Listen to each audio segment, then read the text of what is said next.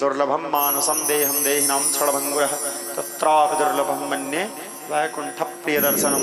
मनुष्य देह को बहुत दुर्लभ देह माना गया है और मनुष्य देह से भी ज़्यादा दुर्लभ है सत्संग। और हमारे जीवन में भगवान की कृपा से हमको सत्संग करने का भी अवसर मिला है, वो भी महिमा मंडित शिव महापुराण श्रवण करने का अवसर, और मनुष्य देह भी मिला है जिसके सदुपयोग करते हुए सार्थकता प्रदान करते हैं। पर हम यहाँ बैठ करके भगवान देवादिदेव महादेव की कथा को श्रवण करते हुए अपने जीवन की व्यथा को मिटा रहे हैं।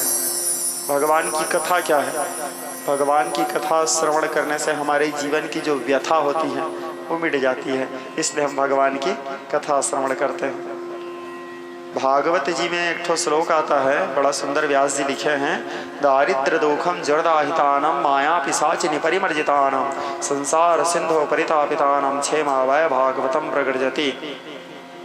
भगवान की कथा श्रवण करने मात्र से हमारी दरिद्रता दूर हो जाती है, माया रूपी पिशाचिनी परिमर्जित हो जाती है और सुख शांति जीते तक के भोग और मरने के उपरांत मोक्ष दोनों प्रदान करने वाली जो होती है वो भगवान की कथा है। लेकिन भगवान की कथा में भी भगवान के कृपा के बिना हम यहाँ नहीं पहुँच सकते। यदि भगवान की कृपा है तभी हम भगवान की कथा में पहुँच पाएंगे, क्योंकि बिनु सत्संग विवेक न होई और राम कृपा बिनु सुलभ न सोई। बिना सत्संग के बुद्धि प्राप्त नहीं होता और बिना राम जी के कृपा से हमको सत्संग करने का अवसर नहीं मिलता। जब तक हमारे जीवन में भगवान की कृपा न हो जाए तब तक आपको और हमको सत्संग करने का अवसर प्राप्त नहीं हो सकता। यदि हम भगवान की कथा में पहुँचे हैं तो ये निश्चित है कि उस परमात्मा की अहेतु की कृपा है, तब हम यहाँ पहुँचे हैं। कृपा नहीं होता तो इतना दूर मध्य प्रदेश से कहाँ से आ जाते तुम कथा सुनने? उनकी कृपा है जो यहाँ वो लेके आए हैं।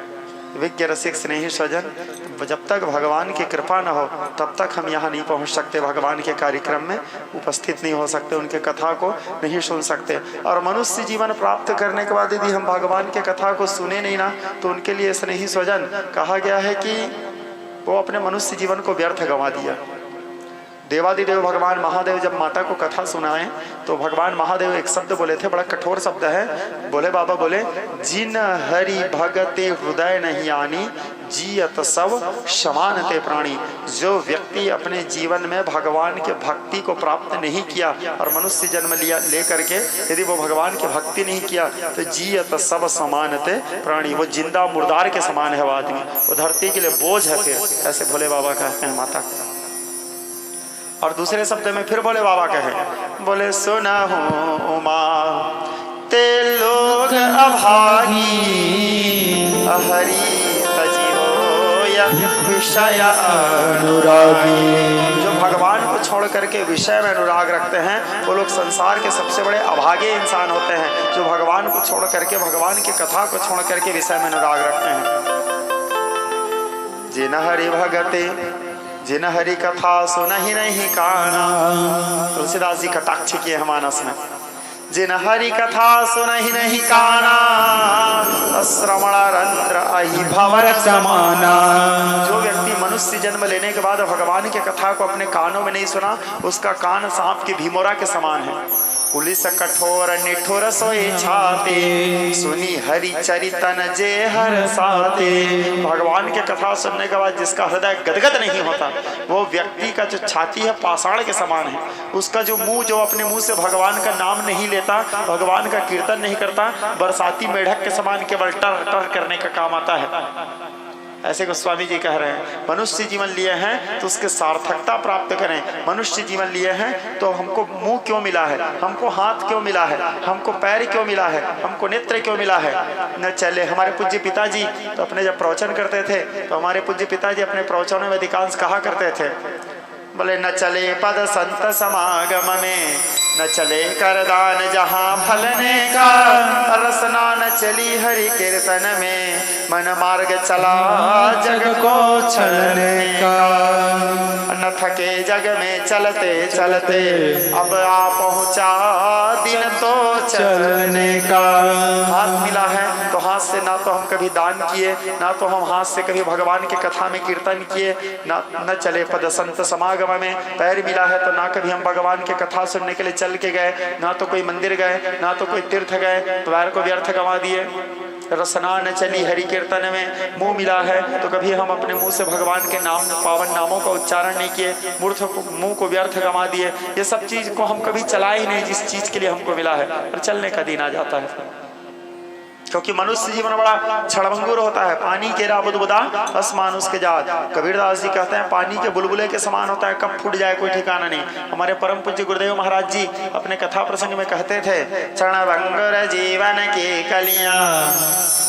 हमारे गुरुदेव जी महाराज अपने कथा प्रसंग में कहते थे, क्षणभंगुर जीवन की कलियां, कली प्रातः को जान खिले न खिले, अम्मलिया चल की सुचि शीतल गंध, सुगंध बयार मिले न मिले। अकली काल कुठार लिए फिरता, तनु नम्र सुचोट झिले न झिले, अब भजले हरि नाम अरि रसना, तो अंत समय में हिली न हिले। अंतिम काल में मुंह से राम नाम निकल पाएगा नहीं निकल पाएगा, इसका क्या ठिकाना। इसलिए आज समय है तो समय रहते हुए भगवान के भजन कर लीजिए। हमारे पिताजी हमको बोलते थे हमेशा कि बेटा एक श्लोक को हमेशा बोला करो भगवान से। हमारे पिताजी हमको नित्य उपदेश करते थे। कौन से श्लोक? पितामह भीष्म जो उपदेश किए थे धर्मराज युधिष्ठिर को, प्राण त्याग के समय पितामह भीष्म भगवान से कहे थे, प्रभु श्री कृष्ण त्वदीय पद पंकज पंजरांते यद्यमेव विशतमान सराजहंस, प्राण प्रयाण समय कपाप वित्ते कंठावरोधन स्मरण कुतस्ते।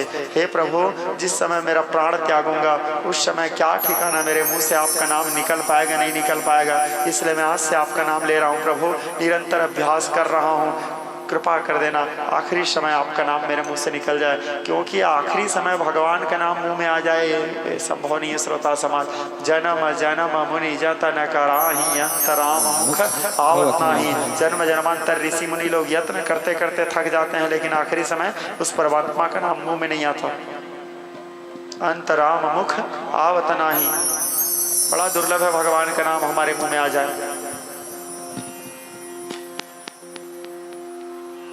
आज इसे अभ्यास करते रहो। बोलो भगवान को, प्रभु गोविंद मेरो यही प्रार्थना है, भूलो न मैं कभी नाम जो तुम्हारा। देहांत काले मम सामने हो बंसी बजाते मन को लुभाते, निष्काम होकर दिन रात गाऊं गोविंद दामोदर माधवेति। मेरे रसना से प्रभु तेरा नाम निकले हर घड़ी हर पल, राम नाम निकले। निरंतर मेरे मुंह से आपका नाम निकलता रहे प्रभु। तब कथामृतम तप्त जीवनम कविभिर्डितम कल्मषापहम श्रवण मंगलम श्रीमदाततम भुवि गृह्णन्ति ते भूरिदा जनः। नित्य निरंतर खाते पीते उठते सोते जागते भगवान के नाम का स्मरण चलते। मैं ये नहीं बोल रहा हूँ कि एक माला पकड़ के आप पूजा स्थान में बैठ जाओ और जप करते रहो, ऐसे तो हमारे भगवान ने भी नहीं कहा है, हमारे ग्रंथों में भी ऐसे नहीं कहा है कि दिन रात आप माला पकड़ के जपते रहो। एक घड़ी याद हो घड़ी पुण्य याद हो क्या, और अभ्यास करो। हमारे जीवन में ऐसे अभ्यास होना चाहिए, हम एक बार ऐसे ऊपर सांस लें तो गोविंद, एक बार सांस छोड़ें तो माधव, एक बार सांस लें तो गोविंद, एक बार सांस छोड़ें तो माधव। हमारे श्वास प्रत्येक श्वास में भगवान का नाम चलते ही रहना चाहिए। और कलयुग में एकमात्र भगवान के नाम को ही तरण तारण का साधन माना गया है, नहीं कली कालन साधन दूजा।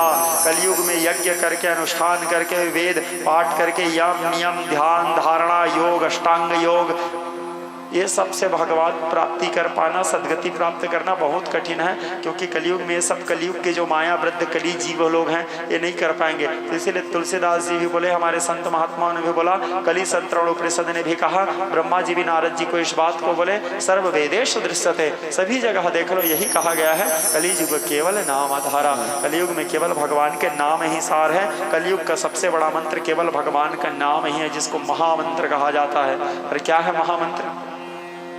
16 अक्षर वाला नाम है। इति षोडशकः नामना कलिकलमौ सनासनम नातः पर कृपाया। 16 अक्षर वाला नाम ही कलियुग के जीवों का उद्धार कर सकता है, इसके अतिरिक्त तो कोई दूसरा उपाय नहीं उद्धार का।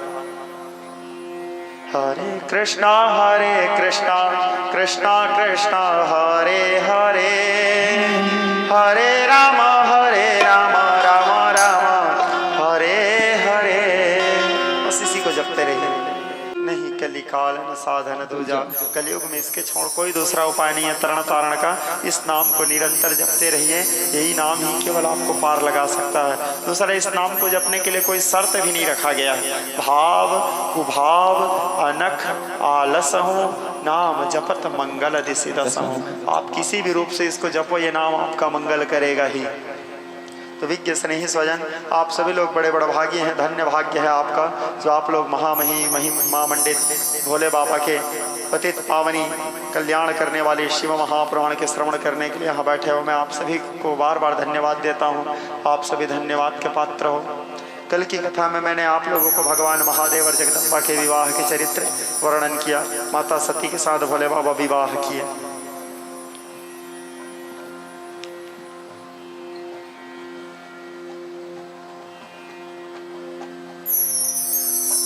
माता सती शिव को पाने के लिए बहुत कष्ट सही थी और बहुत कष्ट के साथ आखिरी में बार बार परीक्षा दी, बार बार परीक्षा दी। अंततो गत्वा, प्रेम तो उनका शुद्ध था और शुद्ध प्रेम है तो प्रेमास्पद से तो मिलन होगा ही। तो देवादिदेव महादेव आखिरी में उनको मिले।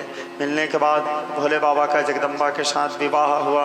ब्रह्मा जी वेद ध्वनि पाठ किए, नारायण जी पुष्प वृष्टि किए और भगवान जगदम्बा को अपने साथ में लेकर के कैलाश आए और कैलाश में आनंद पूर्वक निवास करने लगे। बड़े आनंद के साथ माता जगदम्बा पार्वती सती के साथ भोले बाबा दिव्य प्रणय करते हुए समय व्यतीत करने लगे। एक एक दिन बीतता चला गया। अब वहाँ जितने शिवगण थे, शिव पार्षद थे, नंदी श्रृंगी भृंगी भूत प्रेत पिशाच ब्रह्म राक्षस, यानी जितने भी शिव परिवार थे, शिव पार्षद थे, वो लोग बड़े खुश हो गए। क्यों? अब उनके जीवन में एक माता आ गई है। इससे पहले क्या है, बेचारे लोग खुद बनाते थे, खुद खाते थे। इन लोगों को तो भोजन बनाना भी नहीं आता था। कंदमूल फल खा करके जीवन यापन कर लेते थे। ये इनके प्रकार जैसे तैसे जीवन जीते थे। अब भोले बाबा क्या है, वो तो खाए, नहीं खाए तो नहीं खाए, बैरागी हैं भोलेनाथ। लेकिन अभी बेचारे लोगों को तो भूख लगता था, तो ये लोग जैसे तैसे जीवन यापन कर रहे थे। अब इनके जीवन में माँ आ गई है, माँ सती का आगमन हुआ है। माता सती आज प्रथम दिवस भोजन बनाई। भोजन बनाने के बाद भोले बाबा को बिठाए, खीर बनाई जगदम्बा। भोले बाबा को खीर बड़ा प्रिय है, महादेव को खीर बड़ा प्रिय है। तो भोले बाबा के लिए सुंदर खीर बनाई और खीर बनाने के बाद भोले बाबा को खीर परोसी और सारे शिव परिवार आज बैठे।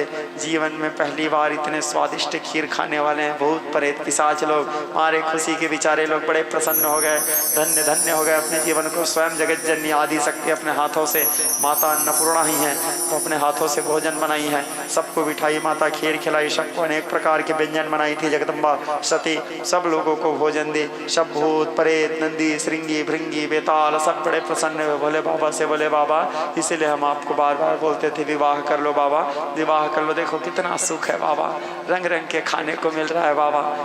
भोले बाबा तो जानते थे ये सुख ज़्यादा दिन के लिए नहीं है, तो भोले बाबा लेकिन फिर भी वर्तमान में आनंदित रहते थे, क्योंकि भोले बाबा का सिद्धांत है सच्चन्न सच्चन्ति प्रज्ञावादाशभाससे गता सोनम गता सूचम नानुशोचन्ति पंडिता गतेन शोकम विभेन वांछा प्राप्तेन हर्षम कथम च योगी। जो हो गया सो हो गया, जो होगा सो होगा। वर्तमान का आनंद लीजिए, वर्तमान में प्रसन्न रहिए। जो प्रज्ञावान होते हैं, प्रज्ञा का अर्थ होता है प्र यानी प्रवीण, ज्ञा का अर्थ होता है ज्ञानी, प्र यानी प्रवीण, ज्ञा यानी ज्ञानी। जो प्रवीण ज्ञानी होते हैं, जो प्रज्ञावान होते हैं, जो परम ज्ञानी होते हैं, वो ना तो गतकाल की चिंता करते हैं न भविष्य की चिंता करते हैं, अपने वर्तमान का आनंद लेते हैं, वर्तमान में प्रसन्न रहते हैं। भोले बाबा बड़े प्रसन्नता के साथ माता सती के साथ दिव्य प्रणय करते हुए समय व्यतीत करने लगे। अब शादी के बाद अपने पत्नी को कहीं ना कहीं घुमाने के लिए लेना चाहिए। लिया जाता है, कैसे सर लिए हो? नहीं लिया हो?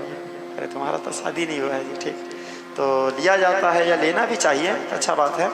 तो भोले बाबा विचार किए हम भी ले जाते हैं भाई इनको साथ में घुमाने के लिए।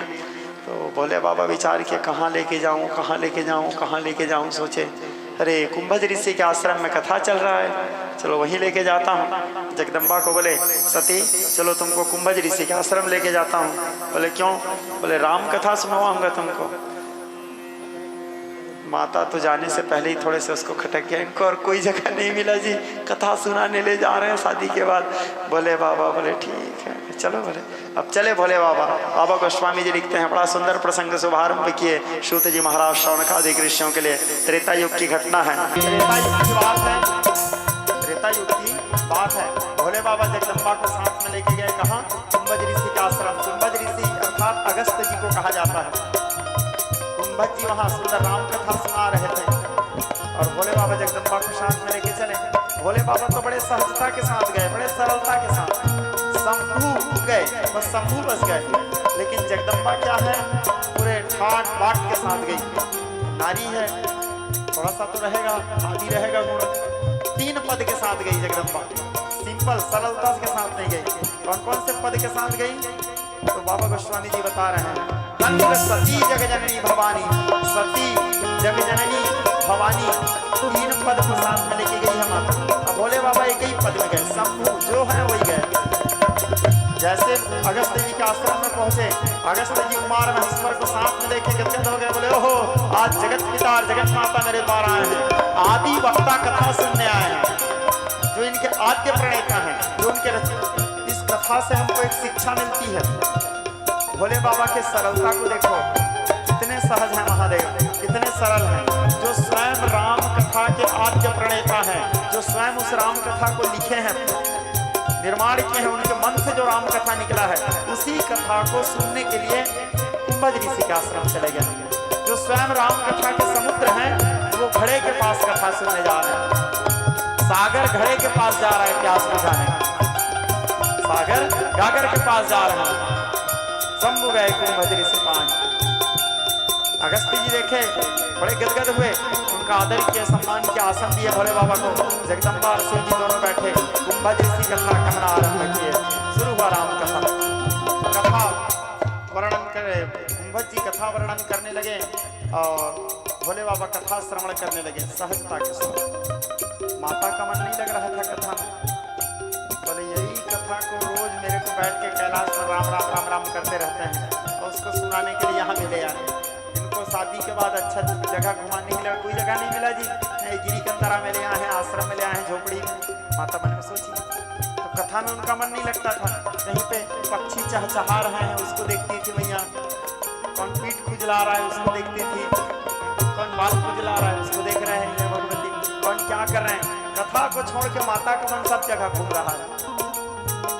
भोले बाबा देखे विनाश काले विपरीत बुद्धि, मन में विचार किया लेकिन कुछ नहीं बोले भोले बाबा। भोले बाबा बड़े लगन से कथा सुन रहे हैं। कथा कहते कहते कुंभज ऋषि का गला रूंध जाता था, क्योंकि राम कथा कहने का शैली ऐसे ही है। राम कथा कहते समय रोम रोमांचित हो जाना चाहिए, गला रूंध जाना चाहिए, नेत्रों से अश्रुपात होने लगना चाहिए जब राम कथा शुभारंभ हो।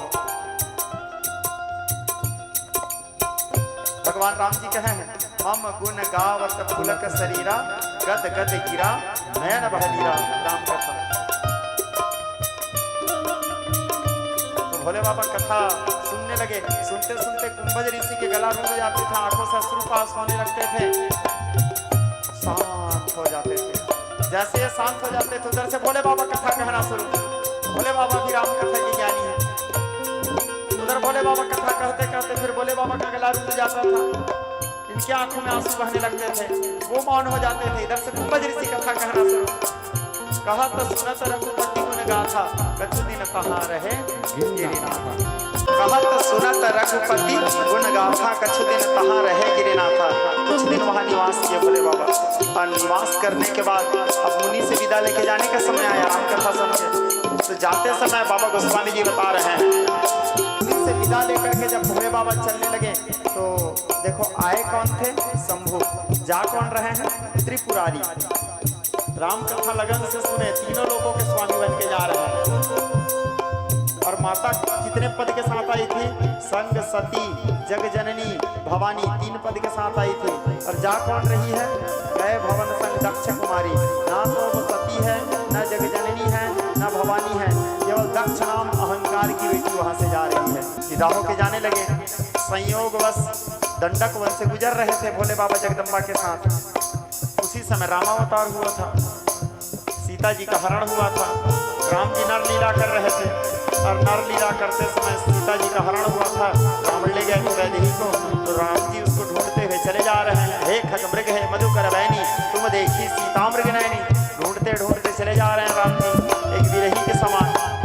भोले बाबा मन में विचार किए, इसी दंडक वन में मेरे राम जी गुजर रहे हैं, कृपा कर दो मेरे राम, एक झलक आप अपना दिखा दो, एक बार बस दर्शन दे दो प्रभु, आपको देखना चाहता हूँ एक बार। मन में सोच ही रहे थे भोले बाबा, ऐसे प्रार्थना करते करते चले जा रहे हैं। अचानक राम जी दिख गए उनको सामने, चले जा रहे हैं। रघुनाथ जी रोते बिलखते सीता जी को ढूंढते। भोले बाबा जैसे देखे राम जी को दूर में, दोनों हाथ उठा लिए, सामने नहीं गए। क्यों? मेरे आराध्य नर लीला कर रहे हैं। भगवान मनुष्य बनने का एक्टिंग कर रहे हैं।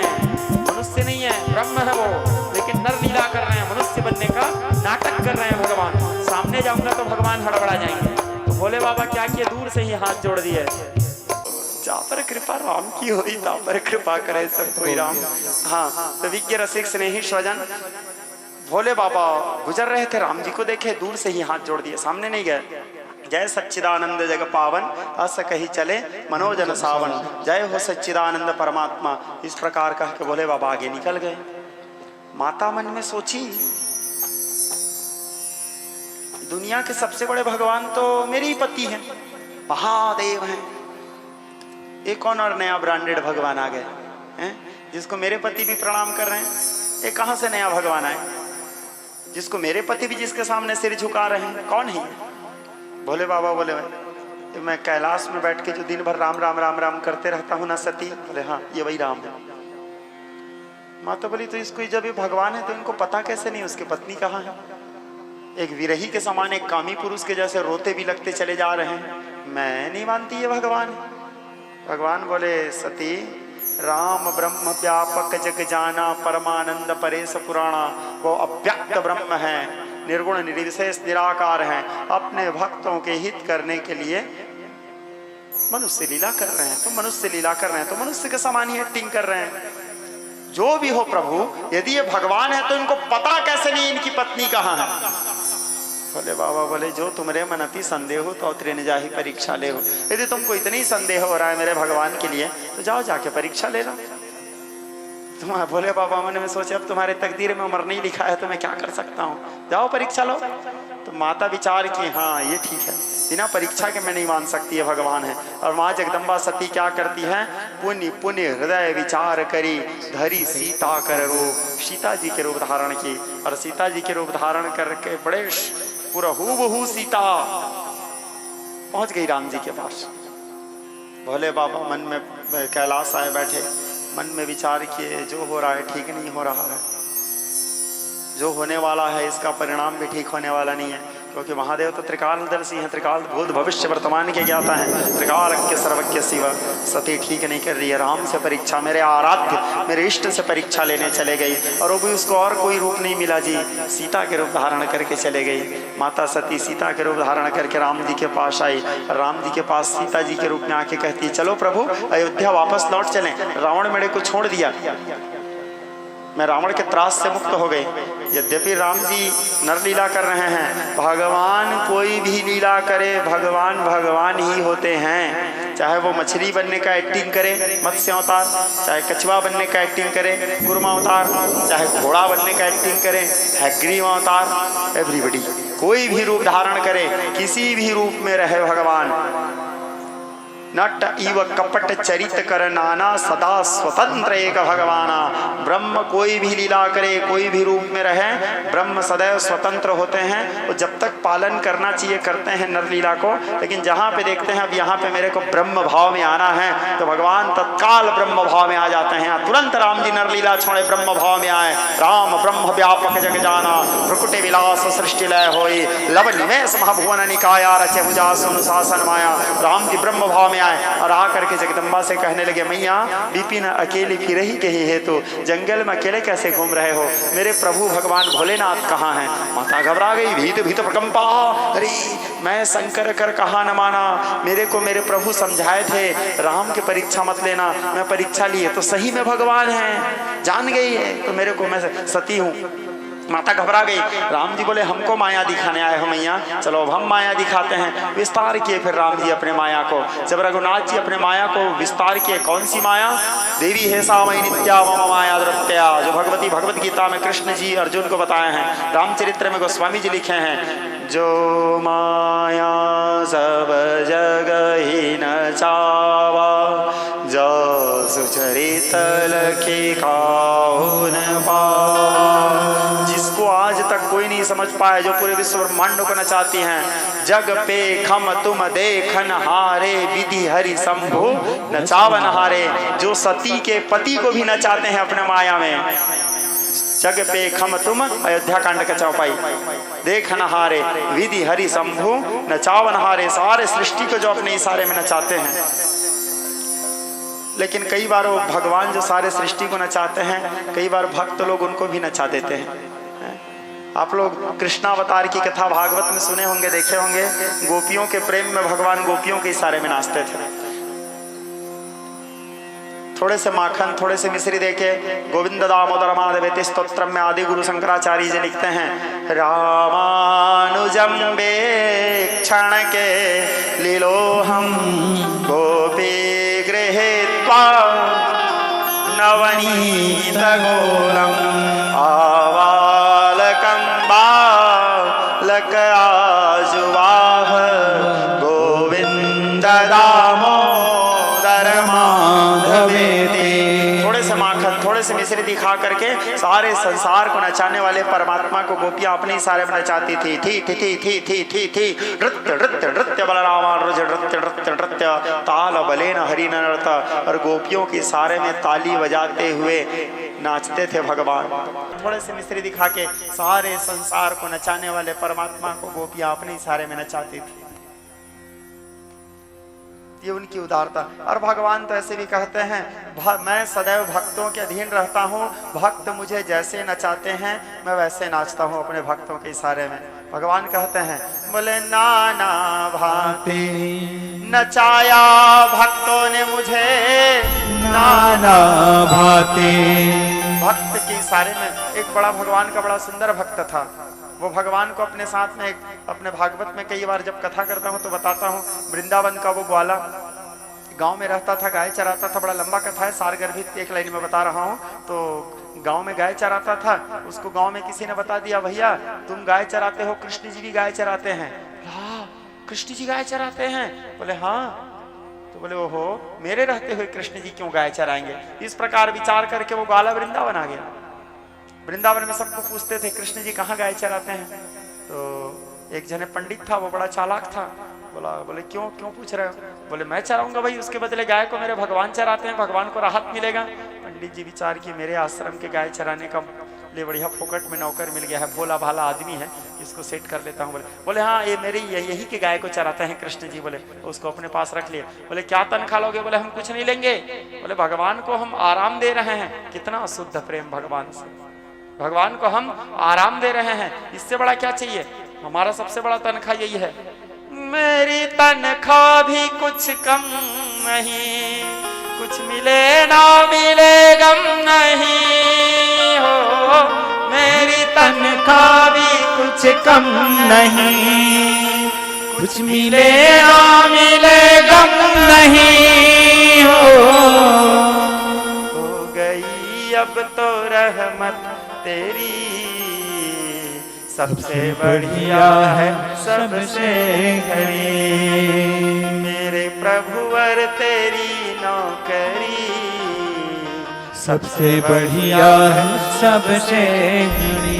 तो उस आश्रम के गाय को चराता था, 2 टाइम खाना देते थे। तो गाय चराते चराते उसका समय व्यतीत होने लगा। तो एक दिन की बात है, भगवान वो जो पंडित जी थे बोलते थे 12 बजे सुबह से तो हमारे यहाँ भोजन बनता नहीं है। बेचारा गाय को सुबह से लेके जाता था, रात को लेके आता था। तो 11 बजे 12 बजे जब पंडित जी के मंदिर में भोग लगता था कृष्ण जी के राधे रमण मंदिर में, तो जो भोग था उसको पहुंचा देते थे उसके जंगल में खाने के लिए। एक दिन पंडित जी पहुंचाने के लिए भूल गए, गर्मी का महीना था। अब वो बेचारा ग्वाला, वो तो जानता नहीं था, भूख प्यास में तो तड़पने लगा, छटपटाने लगा। सूरज 12 बजे का सूरज सिर में चढ़ा, वैशाख जेठ का महीना था। भगवान कृष्ण जी व्याकुल हो गए, बोले ओहो मेरा भोला भाला भक्त मेरे लिए गांव छोड़ के मेरे गाय चराऊंगा बोल के यहाँ आया था मेरे को आराम देने के लिए, वो वहाँ भूख में तड़प रहा है, कहीं मर गया तो मैं अपने आप को माफ नहीं कर पाऊंगा। भगवान कृष्ण ने ग्वाला के वेश तुरंत धारण किए और अपने मंदिर में लगाए, भोग को उठाए और पोटली बांधे ग्वाला के पास पहुंचे। ग्वाला के पास पहुंचे तो ग्वाला बड़े आश्चर्य से देखे, बोले कौन हो भाई? बोले राधे रमण मंदिर में रहता हूं मैं। बोले मैंने तो आज तक आपको कभी देखा नहीं। बोले मैं गर्भगृह में रहता हूं ना। बोले मंदिर के अंदर में रहता हूँ इसलिए नहीं देखे होगे, तुम क्या है बाहर में रहते हो, गाय चराते हो? बोले ठीक है। तो बोले कौन भेजे हैं? बोले वो पंडित जी भेजे हैं। बोले ठीक, निकाले भोजन किए। अब वो ग्वाला चला गया। भगवान कृष्ण जी आए, आने के बाद ग्वाला पंडित जी से कहे, कैसे पंडित जी आज आप गर्भगृह में कोई रहते हैं उसको भेज दिए थे? पंडित जी बोले क्षमा करना भाई, आज हम भूल गए। बोले तुम्हारे भूलने के चक्कर में मैं तो मर जाता भूख में, हैं? भूख में तो मैं मर जाता है, तो उसके बाद तुम्हारा क्या है? मैं भूल गया बोल देते तुम, लेकिन मेरा तो जान चला जाता। और वो बेचारे को भेजे थे जो गर्भगृह में रहता है। बोले कौन गर्भगृह में? बोले वो हम भी नहीं जानते, एक सांवला सांवला सा आया था, मैं पूछा कहाँ रहते हो? तो बोले राधे रमण मंदिर में रहता हूँ। बोले गर्भगृह में रहता हूँ। बोले अच्छा। बोले दिखाओ कौन है वो? बोले मैं क्या जानूं जी। बोले उसको देख के पहचान लोगे? बोले हाँ पहचान लूंगा, चलो आओ दिखाता हूँ। बोले मंदिर लाए, दिखाया भगवान को। बोले हाँ यही तो आया था। बोले भगवान को देख करके पंडित जी उनके पैरों के नीचे गिर गए। बोले अरे बाप रे। बोले भगवान, बोले मेरे बाप दादा परदादा पूजा कर रहे थे इस मंदिर में, आज तक मेरे बाप दादा परदादा को गोविंद ने दर्शन नहीं दिया, तुमको दर्शन दे दिया। बोले एक काम करो, तुम आज के बाद अब गाय चराना बंद करो, तुम हमारे मंदिर के पहरेदारी करना। और उसको अब उसके पद प्रमोशन हो गया, अब वो गाय चराना छोड़ करके मंदिर के रक्षक बन गया, मंदिर के पहरेदारी करने लगा। अब पहरेदारी करने लगा तो वो मंदिर में लाठी लेके दिन भर बेचारा सोता था और रात भर जगता था। मंदिर में भगवान क्या है सोना चांदी का माला वाला पहने रहते थे। कृष्ण जी को क्या है सजना संवरना बड़ा पसंद है। श्री जी कृष्ण जी श्रृंगार प्रिय हैं, तो बड़ा सुंदर श्रृंगार किए थे भगवान कृष्ण, तो उन पहरेदारी करने के लिए लाठी लेके रहता था। अब शरद पूर्णिमासी का दिन आया। शरद पूर्णिमासी के दिन भगवान कृष्ण मंदिर से बाहर निकले। क्यों?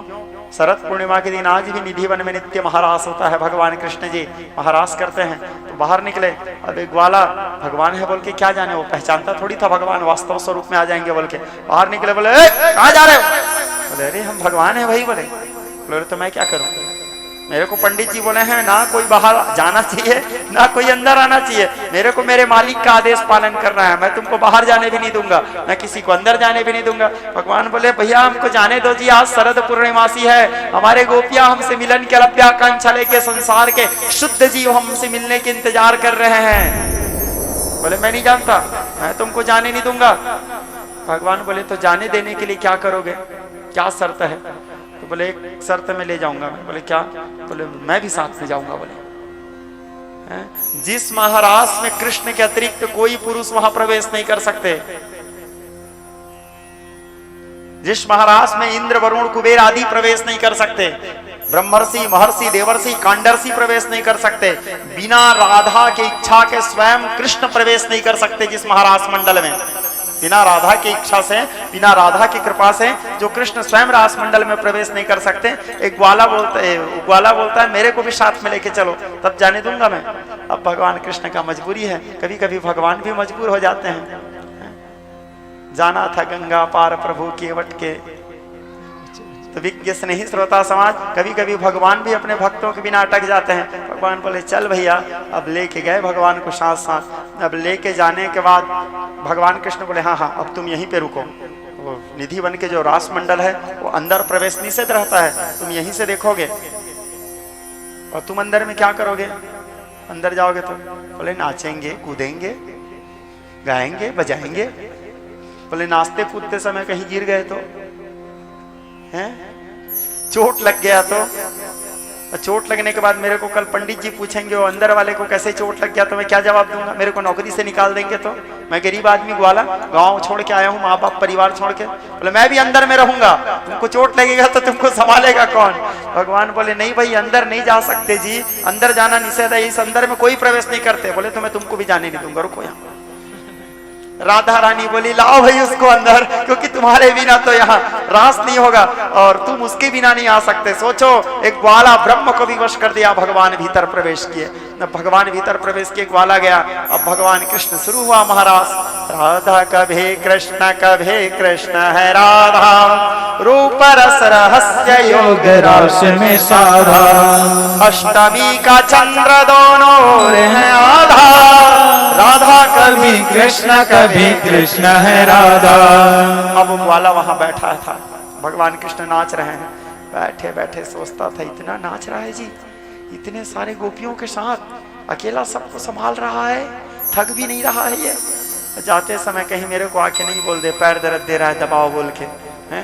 मैंने मन सोचने लगा वो। अब पूरा महाराज को देखा और देखने के बाद बाहर आए भगवान कृष्ण। बोले चलो भैया आप जाएंगे? बोले ठीक है चलो, हम भी तो सोच रहे थे जाएंगे बोल के। अब जाने के लिए तो भगवान कृष्ण बोले सुनिए ना ग्वाला जी, बोले हमारा क्या है पैर दर्द दे रहा था। ग्वाला बोले मैं जानता था, तुमको नाचते देख के मैं समझ गया था तुम ये बोलने वाले हो, बैठो मेरे कंधे में, क्योंकि तुमको लेके जाना मेरा मजबूरी है। सोचो सारे संसार को आश्रय देने वाला को वो ग्वाला कंधे में बिठा के आश्रय देके ले जाने लगा। अब उस बीच में नाचते नाचते क्या है भगवान का पायल ढीला हो गया था, तो पायल ढीला हो गया तो ऐसे पैर को पकड़ के जा रहे थे कंधे में बिठा के। सोचो क्या विचित्र उसके तकदीर, सौभाग्य, ब्रह्म को अपने कंधे में लेकर के चल रहे हैं, त्रैलोकीनाथ को अपने कंधे में बिठा करके चल रहे हैं। उसके पैर को पकड़े थे, पैर के पायल गिरे तो ग्वाला उसको पकड़ लिए अपने वो कमर में कुचक लिए। बोले मंदिर जाके दे दूंगा मैं भाई, मेरे को तो पहनाना नहीं आता। भगवान के पट पीताम्बर भी गिर गए, पट पीताम्बर को भी संभाल के अपने कमर में खोज के रखे थे। अब मंदिर गए, मंदिर जाने के बाद भगवान अंदर प्रवेश किए। मंदिर पहुंचते तक के क्या है सुबह सुबह 4 बज गया था, 4 बजने के लिए 5-10 मिनट कम था। अब भगवान अंदर प्रवेश किए, अंदर प्रवेश करने के बाद ग्वाला बेचारा तो रात भर जगा हुआ था। अब एक लाठी लेके आया, अपने एक तकिया लगाया, तकिया लगा के मंदिर के पास लेटा था पहरेदारी करने के लिए। अब 4 बजे पंडित जी आ गए और पंडित जी आकर के घंट बजाना शुरू कर दिए, बाजा बजाना शुरू कर दिए, नगाड़ा मंत्र पढ़ना शुरू कर दिए। ऐसे सुप्रभातम बोले, ग्वाला का दिमाग खराब, उठाया डंडा पंडित जी को मारने के लिए, बोला अभी अभी हम सोए हैं, वो भी अभी अभी सोया है, सुप्रभातम सुप्रभातम। इतना रात भर एक तो बाजा सुन सुन के हमारा कान ऐसे खराब हो गया है और सुबह से तुम बाजा बजा रहे हो, एक तो नींद में यहाँ हम मर रहे हैं। पंडित जी बोले पागल हो गया हो क्या, 4 बज गया, भगवान को उठाने का समय। बोले भगवान सोए ही कहाँ है जी, उठाने का समय, रात भर नाचे हैं वो। बोले पागल हो गया हो क्या तुम? बोले मैं अरे नहीं हुआ हूँ जी, वो बाहर निकले थे रात को, महाराज करने गए थे, मैं उनको अपने कंधे में बिठा के लेके आया हूँ, थक गए थे तो वो।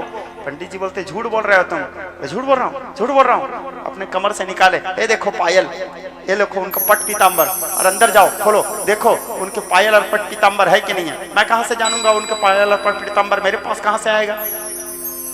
पंडित जी रात को पहनाए थे भगवान को श्रृंगार करते समय वही पायल, वही पट पीताम्बर। पंडित जी उनके पैरों के नीचे गिर गए। बोले ओहो क्या तेरा सौभाग्य रे ग्वाला, त्रैलोकीनाथ को तू कंधा में बिठा लिया, रास मंडल में प्रवेश कर लिया, महाराज देख के आ गया। तो ये भगवान के भक्त की महिमा। और वो भक्त कहाँ सुना था, ऐसे कथा चल रहा था, एक जगह कथा चल रहा था, तो ग्वाला क्या है गाय चरा रहा था। गाय चराते समय अब गाय चर रहे थे तो अकेला बैठे बैठे क्या करूं, तो चलो वहाँ भागवत हो रहा है, थोड़ा बैठ जाता हूँ बोला, और भागवत में आके बैठ गया। तो पंडित जी भागवत सुनाते सुनाते बोले भगवान कृष्ण गौ चराने लगे। वही बात को सुन के उसके अंदर ये विचार आ गया, कृष्ण जी गौ चराते हैं जी, मैं जाऊंगा उनके गौ चराऊंगा। और गाँव को छोड़ के गौ चराने के लिए चले गए। प्रथम भगति संतन कर संगा, दूसरी रति मम कथा प्रसंगा। भगवान के दूसरा नंबर के भक्ति पा गया वो, कथा प्रसंग में मन लगा, मन लग गया तो लगने के बाद तुरंत उसको अपने जीवन में उतारा। ऐसे नहीं कि कथा में बैठे कान से सुने, इधर से निकाले, बाहर निकलने के बाद सब भूल गए, सुने उसके अंदर में बिठा लिए। मन में विचार हुआ, बोले ओहो मेरे कृष्ण गाय चराते हैं, कृष्ण के गाय चराने गए। प्रमोशन हुआ, भगवान उसके पास गए उनको भोजन देने के लिए। और मंदिर के अंग रक्षक बने। अब वहां से फिर रास मंडल को देख के आ गए। पंडित जी बोले अब और कौन सा पद मैं तुमको दूं, क्योंकि जिस परमात्मा कृष्ण को आज तक मैं नहीं देख पाया, मेरे बाप, मेरे दादा, मेरे परदादा नहीं देख पाए, तुम उसके साथ जाकर के रास मंडल से हो आए। बोले आज के बाद इस मंदिर के पुजारी तुम, क्योंकि भगवान यहाँ तुमको पसंद करते हैं, तुमको दर्शन दिए हैं। तो ये भगवान जो सारे संसार को नचाने वाले परमात्मा, भक्त भी कभी उसको अपने इशारे में नचाते हैं। तो भगवान सदैव भक्तों के अधीन रहते हैं। भगवान कहते हैं अहम भक्त पराधीनो यस स्वतंत्र युद्विजा, मैं सदैव अपने भक्तों के अधीन रखता हूँ। भक्त जैसे कहते हैं मैं वैसे करता हूँ, भक्त के इशारे में नाचता हूँ मैं। एक भगवान की और बड़ा सुंदर कथा बताता हूँ मैं आपको। नीलांचल की गाथा है, बड़ा विचित्र अद्भुत प्रसंग है भगवान जगन्नाथ जी का। जगन्नाथ जी के एक भक्त थे, उनका नाम था माधव दास। क्या नाम था? माधव दास। बड़ा निराले भक्त थे भगवान श्री जगन्नाथ जी के। वो नित्य सुबह सो के उठते थे, सूर्य को अर्घ्य देते थे, तुलसी से बहुत प्रेम करते थे वो, तुलसी माता से। और तुलसी से जो व्यक्ति प्रेम करेगा जगन्नाथ जी उसको मिलेंगे ही, क्योंकि विष्णु भक्ति प्रदायिनी, विष्णु के भक्ति प्रदान करने वाली है। तुलसी के माला कंठ में हमारा जब रहता है तो हम संसार में जितने भी पाप किए रहते हैं, जब हम स्नान करते हैं, स्नान करते समय जब वो पानी हमारे गले के तुलसी से स्पर्श होकर हमारे शरीर से जब नीचे उतरती है, तो नीचे उतरते समय हमारे भारतवर्ष में जितने भी तीर्थ हैं सभी तीर्थों में स्नान का फल उसको ऐसे ही मिल जाता है, जब वो तुलसी का पानी कंठ से होते हुए नीचे उतरती है। यह है कंठी का महिमा। यह तुलसी का एक और नाम है, उसको बोलते हैं कल्याणी, जो कल्याण करे, कल्याणी। विष्णु भक्ति प्रदायिनी। जैसे माता राम लोग मंगलसूत्र पहनते हैं, क्यों पहनते हैं? ये प्रतीक होता है मंगलसूत्र कि हाँ हम सुहागन हैं, हमारे पति हैं। वैसे जो ये तुलसी की कंठी होता है ये भी इस बात का प्रतीक है, हाँ हम सुहागन हैं, हमारे पति नारायण हैं, हमारे पति नारायण हैं, हम नारायण के उपासक हैं। ये हमारे नारायण के भक्ति का प्रतीक होता है तुलसी की जो माला है कंठी। तो गोविंद वल्लभा देवी विष्णु भक्ति प्रदायिनी, विष्णु के भक्ति प्रदान करवाती है। ये आप ही आप आपके अंदर में नारायण के प्रति प्रेम उत्पन्न करवाएगा और संसार के सभी पाप ताप को जला के भस्मीभूत कर देती है तुलसी। तो माधव दास जो थे तुलसी की कंठी धारण करते थे और दारू विग्रह की पूजा करते थे भगवान जगन्नाथ जी के। जगन्नाथ जी के दारू विग्रह ने लकड़ी से बने हुए भगवान के पूजा करते थे, आराधना करते थे। रोज भक्त तुलसी पूजा, रोज जगन्नाथ जी के पूजा, रोज मंदिर जाते थे और कुछ नहीं खाते थे, ना बाजार से कुछ खरीद के खाते थे, ना तो इधर उधर से। वहाँ 2 बजे भगवान में, 1 से 2 बजे के बीच में भगवान में महाभोग लगता है। तो महाभोग जब लगता है तो भगवान का, जिसको अबड़ा बोलते हैं, भगवान के महाप्रसाद को ही खा के, अब एक टाइम भी खा के आदमी जीवन जी सकता है यदि चाहे। जैसे अभी हम वर्तमान में हम जी रहे हैं बहुत दिनों से, तो आदमी एक टाइम खा के भी जीवन जी सकता है।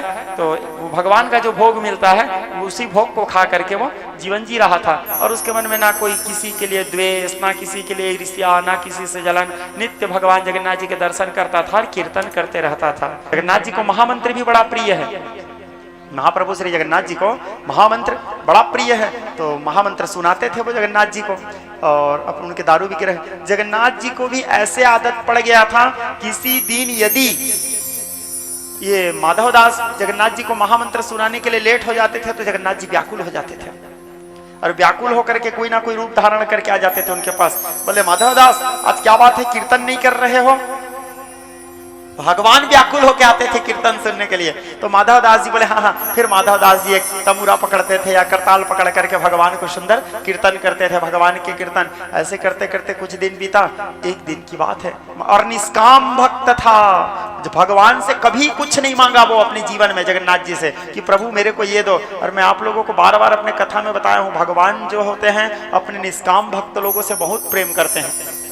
भगवान ये सोचते रहते हैं कभी कुछ मेरे को मांगे तो सही और मैं इसको दे के ऋण से ऋण हो जाऊं अपने, क्योंकि निष्काम भक्त के कर्ज में मैं लदा रहता हूं। वो इतना भक्ति कर दिए रहता है, मेरे को इतना प्रेम कर दिए रहता है, सब बदले में कुछ मांगता नहीं है। तो कुछ मांग तो ले ताकि मैं उसको पूरा करके थोड़ा सा कर्ज मुक्त हो जाऊं। माधव दास कभी मांगता नहीं था। एक दिन की बात है, माधव दास जी बीमार पड़ गए। अब शारीरिक है, मनुष्य जन्म लिए हैं तो भगवान भी जन्म लिए हैं तो उनको भी कष्ट हुआ है। तो माधवदास जी ऐसे नहीं कि भगवान के भक्ति कर रहे हैं तो हमारा तबीयत खराब नहीं होगा, हमको कष्ट नहीं होगा। भगवान की भक्ति करोगे तो भी तबीयत खराब होगा। अब वो तो शरीर का धर्म है जी, नहीं खाने की चीज को खाओगे तो आपका तबीयत खराब नहीं होगा। अब आप भगवान की भक्ति कर रहे हो और 25-30 ठो समोसा एक साथ खा दोगे तो आपको अनपचक नहीं होगा है? अब हम भगवान की भक्ति कर रहे हैं, हमारा तबीयत खराब नहीं होगा बोलोगे तो कहाँ से तबीयत खराब।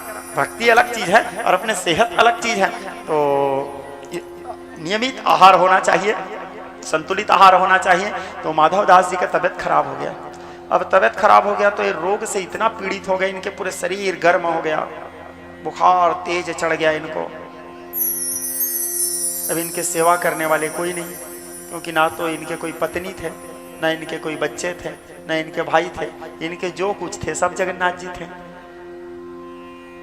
और जगन्नाथ जी का कहना है जिसका कोई नहीं है उसका मैं हूं, क्योंकि उनका नाम ही जगतनाथ है, अनाथ बंधु। जगन्नाथ जी का सिद्धांत है मेरे होते हुए कोई अनाथ हो ही नहीं सकते। तो अब उसकी सेवा, इतना उनका तबीयत खराब हो गया, बेचारा डॉक्टर के पास गए, दवाई वही लिए, कुछ दवाई वही लेने के बाद भी उनको कोई राहत नहीं मिला। अब धीरे धीरे उनके तबीयत खराब होते होते इस कदर खराब हुआ कि वो खाट में सो गए और खाट में ही मलमूत्र करने लगे। वो बिस्तर से उठ नहीं पाए, उनका पूरा शरीर तेज तप रहा था, सर्दी हो गया था। सर्दी के कारण उनका ट्रांसिल भी बढ़ गया था, सांस नहीं ले पा रहे थे और बिस्तर में मलमूत्र करते थे और पूरा बिस्तर में मलमूत्र भरा हुआ था और उसी मलमूत्र में वो सोया हुआ जगन्नाथ के स्मरण कर रहा था। बोले हे जगन्नाथ, हे जगन्नाथ, ये मैं किस कष्ट में आ गया हूँ प्रभु। मेरे को इस बात का कष्ट नहीं है कि मैं इस अवस्था में हूँ, मेरे को इस बात का कष्ट है जगन्नाथ कि आपको कौन कीर्तन सुना रहा होगा। सोचो क्या भक्ति उसके अंदर है। वो अपने बारे में नहीं सोच रहा है, वो ये सोचने लगा आपको कौन कीर्तन सुना रहा होगा, आपको कौन तुलसी चढ़ा रहा होगा। मैं आपके लिए रोज तुलसी लेके जाता था प्रभु। ऐसे सोचते सोचते उसका ज्वर और बढ़ा, इतना ज्यादा ज्वर बढ़ गया कि वो बेहोश हो गया, उसका होश गंवा बैठा वो। जगन्नाथ जी की आंख में आंसू बहने लगे श्री मंदिर में। जगन्नाथ जी, माधवदास के कीर्तन का समय हुआ, जगन्नाथ जी व्याकुल हुए, छटपटाने लगे। बलराम जी बोले क्या बात है कन्हई, आज तुम बड़े व्याकुल लग रहे हो। बोले आज माधवदास कीर्तन नहीं कर रहा है दाऊ, उसके कीर्तन सुने बिना मेरे को चैन नहीं आता। तो बोले जाके देखो भाई क्या हुआ है आपके माधवदास को। जगन्नाथ जी एक पंडित जी के वेश बनाए और एक पंडित जी के वेश बना के आके देखे माधवदास बीमार पड़े हैं, बिस्तर में हैं। जगन्नाथ जी बोले हो दाऊ जी को, बोले दाऊ कुछ दिन श्री मंदिर को आप संभालो, कुछ दिन इसके घर में मैं निवास करता हूँ, क्योंकि मेरे छोड़ इसके सेवा करने वाले कोई नहीं है। जगन्नाथ जी पंडित जी के वेश में माधवदास के उस पूरे बिस्तर के मलमूत्र लेटरिंग आदि सबको साफ किए महाप्रभु श्री जगन्नाथ जी। और साफ करने के बाद स्वच्छ बिस्तर बिछाए भगवान। स्वच्छ बिस्तर बिछाने के बाद माधवदास जी को अनेक प्रकार के काढ़ा बनाते थे और काढ़ा बना बना करके औषधि उनके मुंह में डालते थे, औषधि पिलाते थे माधवदास जी को। माधवदास जी कड़वा कड़वा औषधि पीने लगे, उनका बुखार थोड़ा ठीक होने लगा, उनके पेट ठीक हुआ, धीरे से उनके सर्दी ठीक होने लगा। ऐसे करते करते करते करते करते 15 दिन बीते। 15 दिन जगन्नाथ जी उनके सेवा किए। 15 दिन बाद माधवदास को होश आया। होश आने के बाद आँख खुला उनका, आँख खुला तो देखा उनके पैर में को पकड़ के कोई बैठा हुआ है, पैर दबाते हुए। त्रैलोकीनाथ अपने भक्त के पैर दबाते हुए बैठे थे। देखे, बोले कौन हो, उठ के देखे सांवला सांवला सा पंडित है, मुख में मुस्कान है। बोले तुमको देखा देखा सा लग रहा है, कौन हो तुम। मेरे तो कोई नहीं थे, मेरे सेवा करने के लिए तुम आए हो। तो अचानक धोखा से वो जो पंडित जी थे जो उनके पैर दबा रहे थे, जगन्नाथ जी जो पंडित बन के आए थे, धोखा से उनके कंधे से गामछा नीचे गिर गए। गामछा नीचे गिर गए तो सीना में भृगु ऋषि का चरण चिन्ह दिखा। माधवदास उठ गए बिस्तर से, कहने लगे प्रभु आप हो प्रभु, क्योंकि भृगु ऋषि के पैर का चिन्ह केवल नारायण के चरणों हृदय में होता है। बोले प्रभु आप आकर के मेरे सेवा किए हो प्रभु, 15 दिन तक मेरे को इस अवस्था में मेरे मलमूत्र को आप साफ किए हो प्रभु।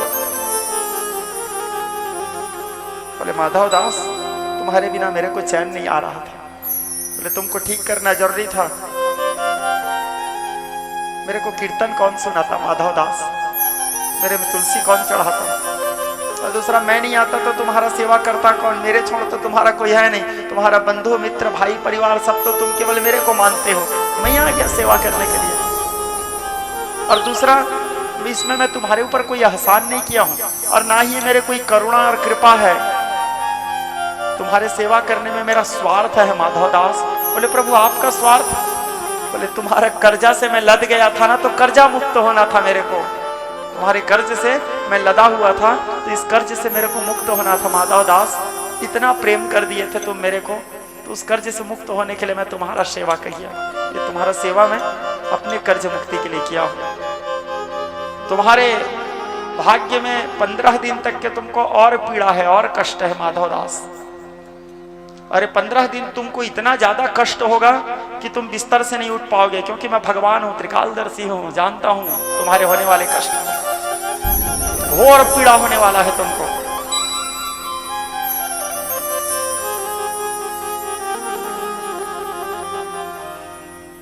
माधव दास बोले तो कैसा करूं प्रभु? बोले तुमको जो कष्ट होगा उससे तुमको क्या कष्ट होगा इससे मेरे को मतलब नहीं है माधव दास, लेकिन तुमको फिर ये 15 दिन जब कष्ट होगा ना, तुम्हारा सर्दी बढ़ जाएगा, तुमको बुखार आ जाएगा, तुम्हारा सेहत खराब हो जाएगा, तो मेरे को कष्ट होगा तुमको इस अवस्था में देख के। तो बोले फिर आप आओगे मेरे सेवा करने के लिए? बोले हाँ फिर आऊंगा मैं। बोले लेकिन मैं नहीं चाहता प्रभु कि आप मेरी सेवा करो, मैं तो हमेशा यही चाहता हूं कि मैं आपका सेवा करूं। तो क्या करूं उसके लिए फिर मैं? जगन्नाथ जी बोले तो एक काम करता हूं माधव दास, ये 15 दिन जो तुम्हारे भाग्य में तबीयत खराब होना लिखा है इसको मैं अपने ऊपर ले लेता हूं, फिर तुम मेरा सेवा कर लेना। मैं तुमको वचन देता हूं माधव दास, आज के बाद हर साल 15 दिन के लिए मेरा तबीयत खराब हो जाएगा, 15 दिन मैं अपने भक्तों से नहीं मिलूंगा और 15 दिन में इतना कष्ट में रहूंगा माधव दास, जो तुमको होने वाला है ना वो बुखार मेरे को होगा, मेरे को सर्दी खांसी बुखार ज्वर हो जाएगा और तुम मेरे भक्त बन करके मेरा सेवा करना, मेरे को काढ़ा पिलाना। उस दिन से लेकर के आज तक हर साल ज्येष्ठ शुक्ल पूर्णिमा के दिन जब भगवान जगन्नाथ जी का देवस्थान यात्रा होता है, पवित्र देवस्थान यात्रा होने के बाद भगवान जगन्नाथ जी 15 दिन के लिए बीमार पड़ जाते हैं और भगवान जगन्नाथ जी 15 दिन के लिए बीमार पड़ने के बाद भगवान जगन्नाथ जी क्वारंटाइन हो जाते हैं 15 दिन के लिए और भगवान महाप्रभु श्री जगन्नाथ जी का गुप्त पूजा होता है, गोपनीय रूप से पूजा होता है। उस समय जगन्नाथ जी को उनके प्रिय भक्त या उनके जो मुख्य भक्त होते हैं उनके छोड़ जगन्नाथ जी को कोई नहीं देखते, जगन्नाथ जी का दर्शन निषेध रहता है। क्यों? क्योंकि भगवान जगन्नाथ जी उस 15 दिन बड़े कष्ट में रहते हैं। तो वो जो भक्त होते हैं भगवान के जो विशेष भक्त होते हैं वो उनको काढ़ा पिलाते हैं, बड़े कड़वा कड़वा औषधि पिलाते हैं, अनेक प्रकार से जगन्नाथ जी के पैर दबाना, सिर दबाना, जगन्नाथ जी को जो बुखार आ जाए रहता है तो भगवान जगन्नाथ जी की सेवा करना और फिर सेवा करते करते फिर 15 दिन बाद जगन्नाथ जी स्वस्थ होते हैं और स्वस्थ होकर के आषाढ़ शुक्ल पक्ष प्रतिपदा के दिन भगवान जी श्री मंदिर के रत्न सिंहासन में विराजमान होते हैं और आषाढ़ शुक्ल द्वितीया को महाप्रभु श्री जगन्नाथ जी पतितों के उद्धार करने के लिए, पापियों के उद्धार करने के लिए श्री मंदिर से बाहर निकलते हैं, जिसको कहा जाता है पवित्र रथ यात्रा महोत्सव। और महाप्रभु श्री जगन्नाथ जी रथ यात्रा करने के लिए श्री मंदिर से बाहर निकलते हैं। नवदिनम गते कृष्णम यात्रा भाव विनोदितम तारिते सर्वलोकानां निज गृहागच्छते। और 15 दिन तक 9 दिन तक भगवान सारे पापियों के उद्धार, कितने उदार है परमात्मा सोचो। भगवान 15 दिन बस बीमार रहते हैं, बाकी सदैव भगवान अपने मंदिर में रहते हैं और बोलते हैं आओ रे पापियों मेरे मंदिर आओ। एकमात्र दुनिया का भगवान मैं ही हूँ जिसको देखने मात्र से सारे पाप खत्म हो जाते हैं। तुमको कुछ करने की जरूरत नहीं, पूजा पाठ यम नियम करने की जरूरत नहीं, देख बस तो उतर जाओगे। उसके बाद भी जगन्नाथ जी विचार किए अरे जो पापी लोग नहीं आ पा रहे तो चलो एकमात्र दुनिया का मैं ही ऐसा भगवान हूँ जो पापियों के लिए मंदिर से बाहर निकल जाता हूँ। और भगवान 9 दिन के लिए मंदिर से बाहर निकल जाते हैं। दुनिया के कोई मूर्ति अपने मंदिर से बाहर नहीं निकलता। एक बार प्राण प्रतिष्ठा होने के बाद एकमात्र जगन्नाथ जी ही हैं। सोचो पापियों के देवता हैं, वो पतितों के देवता हैं, पतितों को पावन करने वाले देवता हैं भगवान महाप्रभु श्री जगन्नाथ जी। तुम पाप कर करके थक जाओगे, मैं माफ कर करके नहीं, करते रहो तुम पाप और करते रहूंगा मैं तुमको माफ। ऐसे भगवान जगन्नाथ जी और पापियों के उद्धार के लिए बाहर निकलते हैं। नवदिनम गते कृष्णम यात्रा भावे विनोदितम तारिते सर्वलोकानां निज गृहागच्छते। ये उनकी उदारता, ये उनकी करुणा माधव दास के ऊपर, पतितों के ऊपर, जनमानस के ऊपर, आपके और हमारे ऊपर।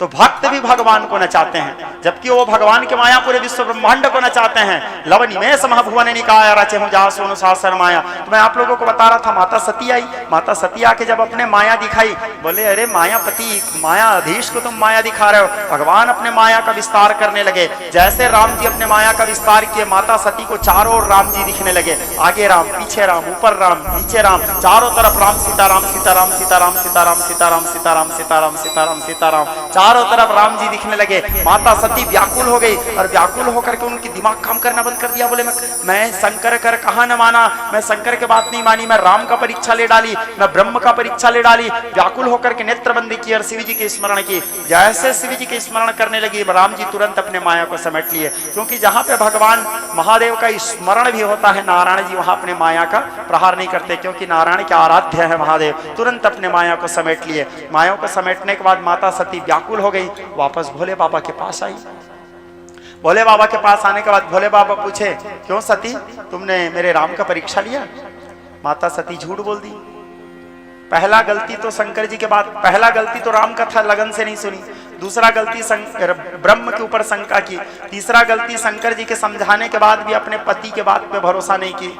और चौथा गलती ब्रह्म के परीक्षा ली। और पांचवा गलती, जब उनके पति बोले कि तुमने परीक्षा लिया, तो सीना ठोक के झूठ बोल दी जगदम्बा, आहा मैं कोई परीक्षा नहीं ली प्रभु, जैसे जाकर के आप प्रणाम किए थे वैसे ही मैं भी प्रणाम करके आई। कछु न परीक्षा लिन्न गोसाई, किन्न प्रणाम तुम्हारे नाई, वैसे ही मैं भी प्रणाम करके आई। लेकिन त्रिकालज्ञ सर्वज्ञ शिवा, महादेव तो त्रिकालदर्शी है, महादेव तो जानते हैं कि सती मेरे ब्रह्म के परीक्षा ली है, मेरे आराध्य के परीक्षा ली है। दूसरा, महादेव मन में विचार किए, सीता मेरी माँ है, सीता को माँ कहते हैं भगवान महादेव, सीता मेरी माँ है और सती मेरे माँ के रूप धारण किए है। अब मैं सती के साथ कैसे प्रेम कर सकता हूँ?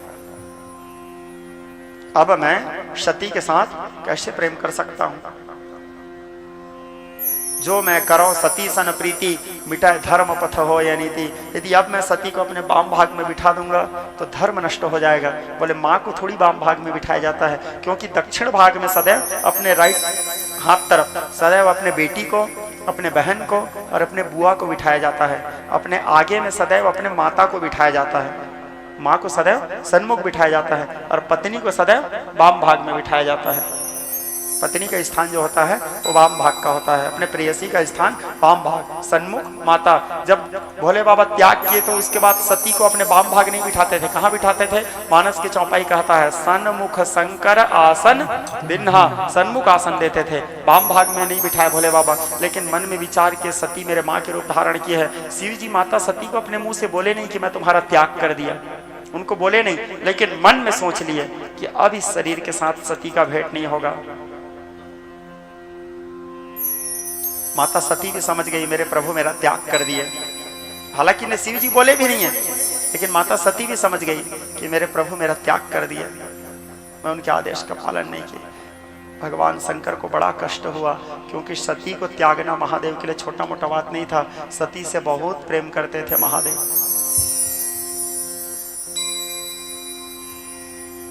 भगवान महादेव सती को रोकने की कोशिश की, लेकिन सती रुकी नहीं। समझाने की कोशिश की, लेकिन समझी नहीं। और महादेव का तो सिद्धांत है, जो मेरे और नारायण के बीच में आएगा सबको छोड़ूंगा मैं। माता सती भी उनके और नारायण के बीच में आ गई, लेकिन सती को छोड़ना भी छोटा मोटा बात नहीं था। शिव शक्ति से अलग हो जाना, एक साधारण इंसान की पत्नी मर जाता है तो आदमी कितना व्याकुल हो जाते हैं, वो तो शिव शक्ति से अलग हो रहे हैं, परम पुरुष प्रकृति से अलग हो रहे हैं।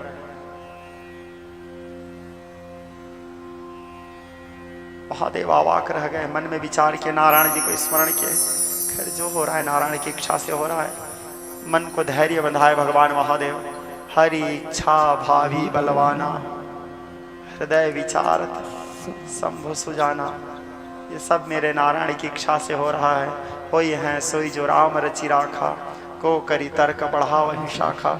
जो हो रहा है मेरे राम की इच्छा से हो रहा है। लेकिन सती को छोड़ना फिर भी महादेव के लिए बड़ा कठिन था। महादेव जी भर के एक बार सती को निहारे, उसके रूप को देखे, क्योंकि महादेव जान रहे हैं दोबारा मैं इसको देख पाऊंगा कि नहीं, इसका भी गारंटी नहीं है। जी भर के महादेव सती के रूप को देखे। सती को देखते देखते देखते देखते महादेव आंख बंद किए, और जैसे भोले बाबा आंख बंद किए, भोले बाबा को समाधि लग गया, अखंड समाधि। पूरे शरीर में भस्म लगा लिए महादेव, मुंडमाला आदि धारण किए, वैरागी रूप धारण कर लिए। माता सती घबरा गई, मेरे प्रभु वैराग्य की अवस्था में क्यों जा रहे हैं? शंकर सहज स्वरूप सवारा, बैठी समाधि अखंड पारा, अखंड समाधि ले लिए बोले बाबा।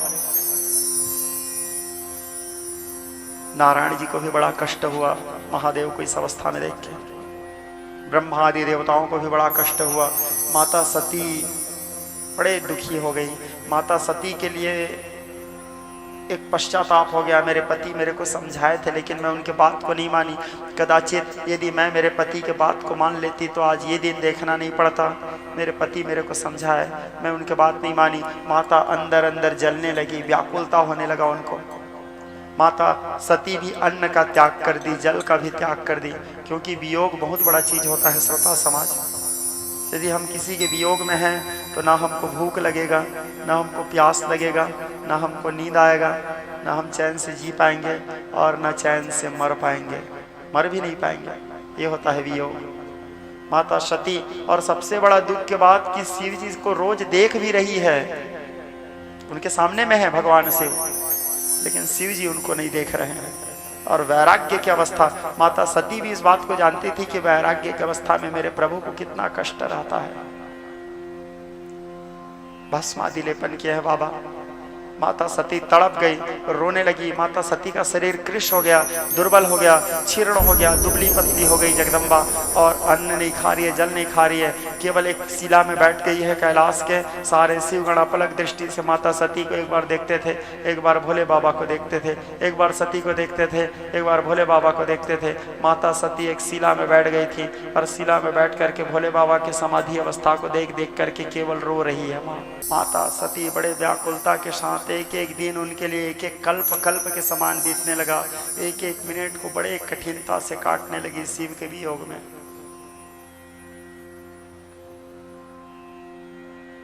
शिव को यदि हम नहीं पाए हैं और शिव से प्रेम कर रहे हैं तो भी वियोग रहता है। पाने का वियोग, पाने की ललक, व्याकुलता, लेकिन वो व्याकुलता आप सह सकते हो, वो व्याकुलता आप सहन भी कर लोगे। क्यों? क्योंकि वो आपको मिले नहीं है। आस है मिलेंगे आज नहीं कल, लेकिन यदि वो आपको मिल गए, उसको पा लिए, पाने के बाद यदि शिव आपके जीवन से चले गए तो बड़ा कष्ट रहता है। क्योंकि उनके साथ बिताए हुए वो क्षण, उनके स्मरण करते हुए वो क्षण, माता सती के लिए तो एक एक क्षण एक एक कल्प के समान बीतने लगा। जितना बार शिव जी को देखती थी उतना बार तड़प जाती थी, चित्कार मार के, दहाड़ मार करके रोती थी। कभी कई बार माता बेहोश हो जाती थी शिव जी के वियोग में। ऐसे करते करते माता सती तड़पते तड़पते दिन बीतने लगा। इसी बीच में क्या हुआ, दक्ष प्रजापति शिव जी को चिढ़ाने के लिए एक यज्ञ किया। तो चिढ़ता ही था, भोले बाबा से कल बताया था मैं, यज्ञ किया, और उस यज्ञ में सब देवी देवताओं को बुलाया, सबके लिए स्थान दिए। भोले बाबा के लिए बस कोई स्थान नहीं दिए। सबको बुलाया, सबको स्थान दिए, भोले बाबा को बस कोई स्थान नहीं दिए।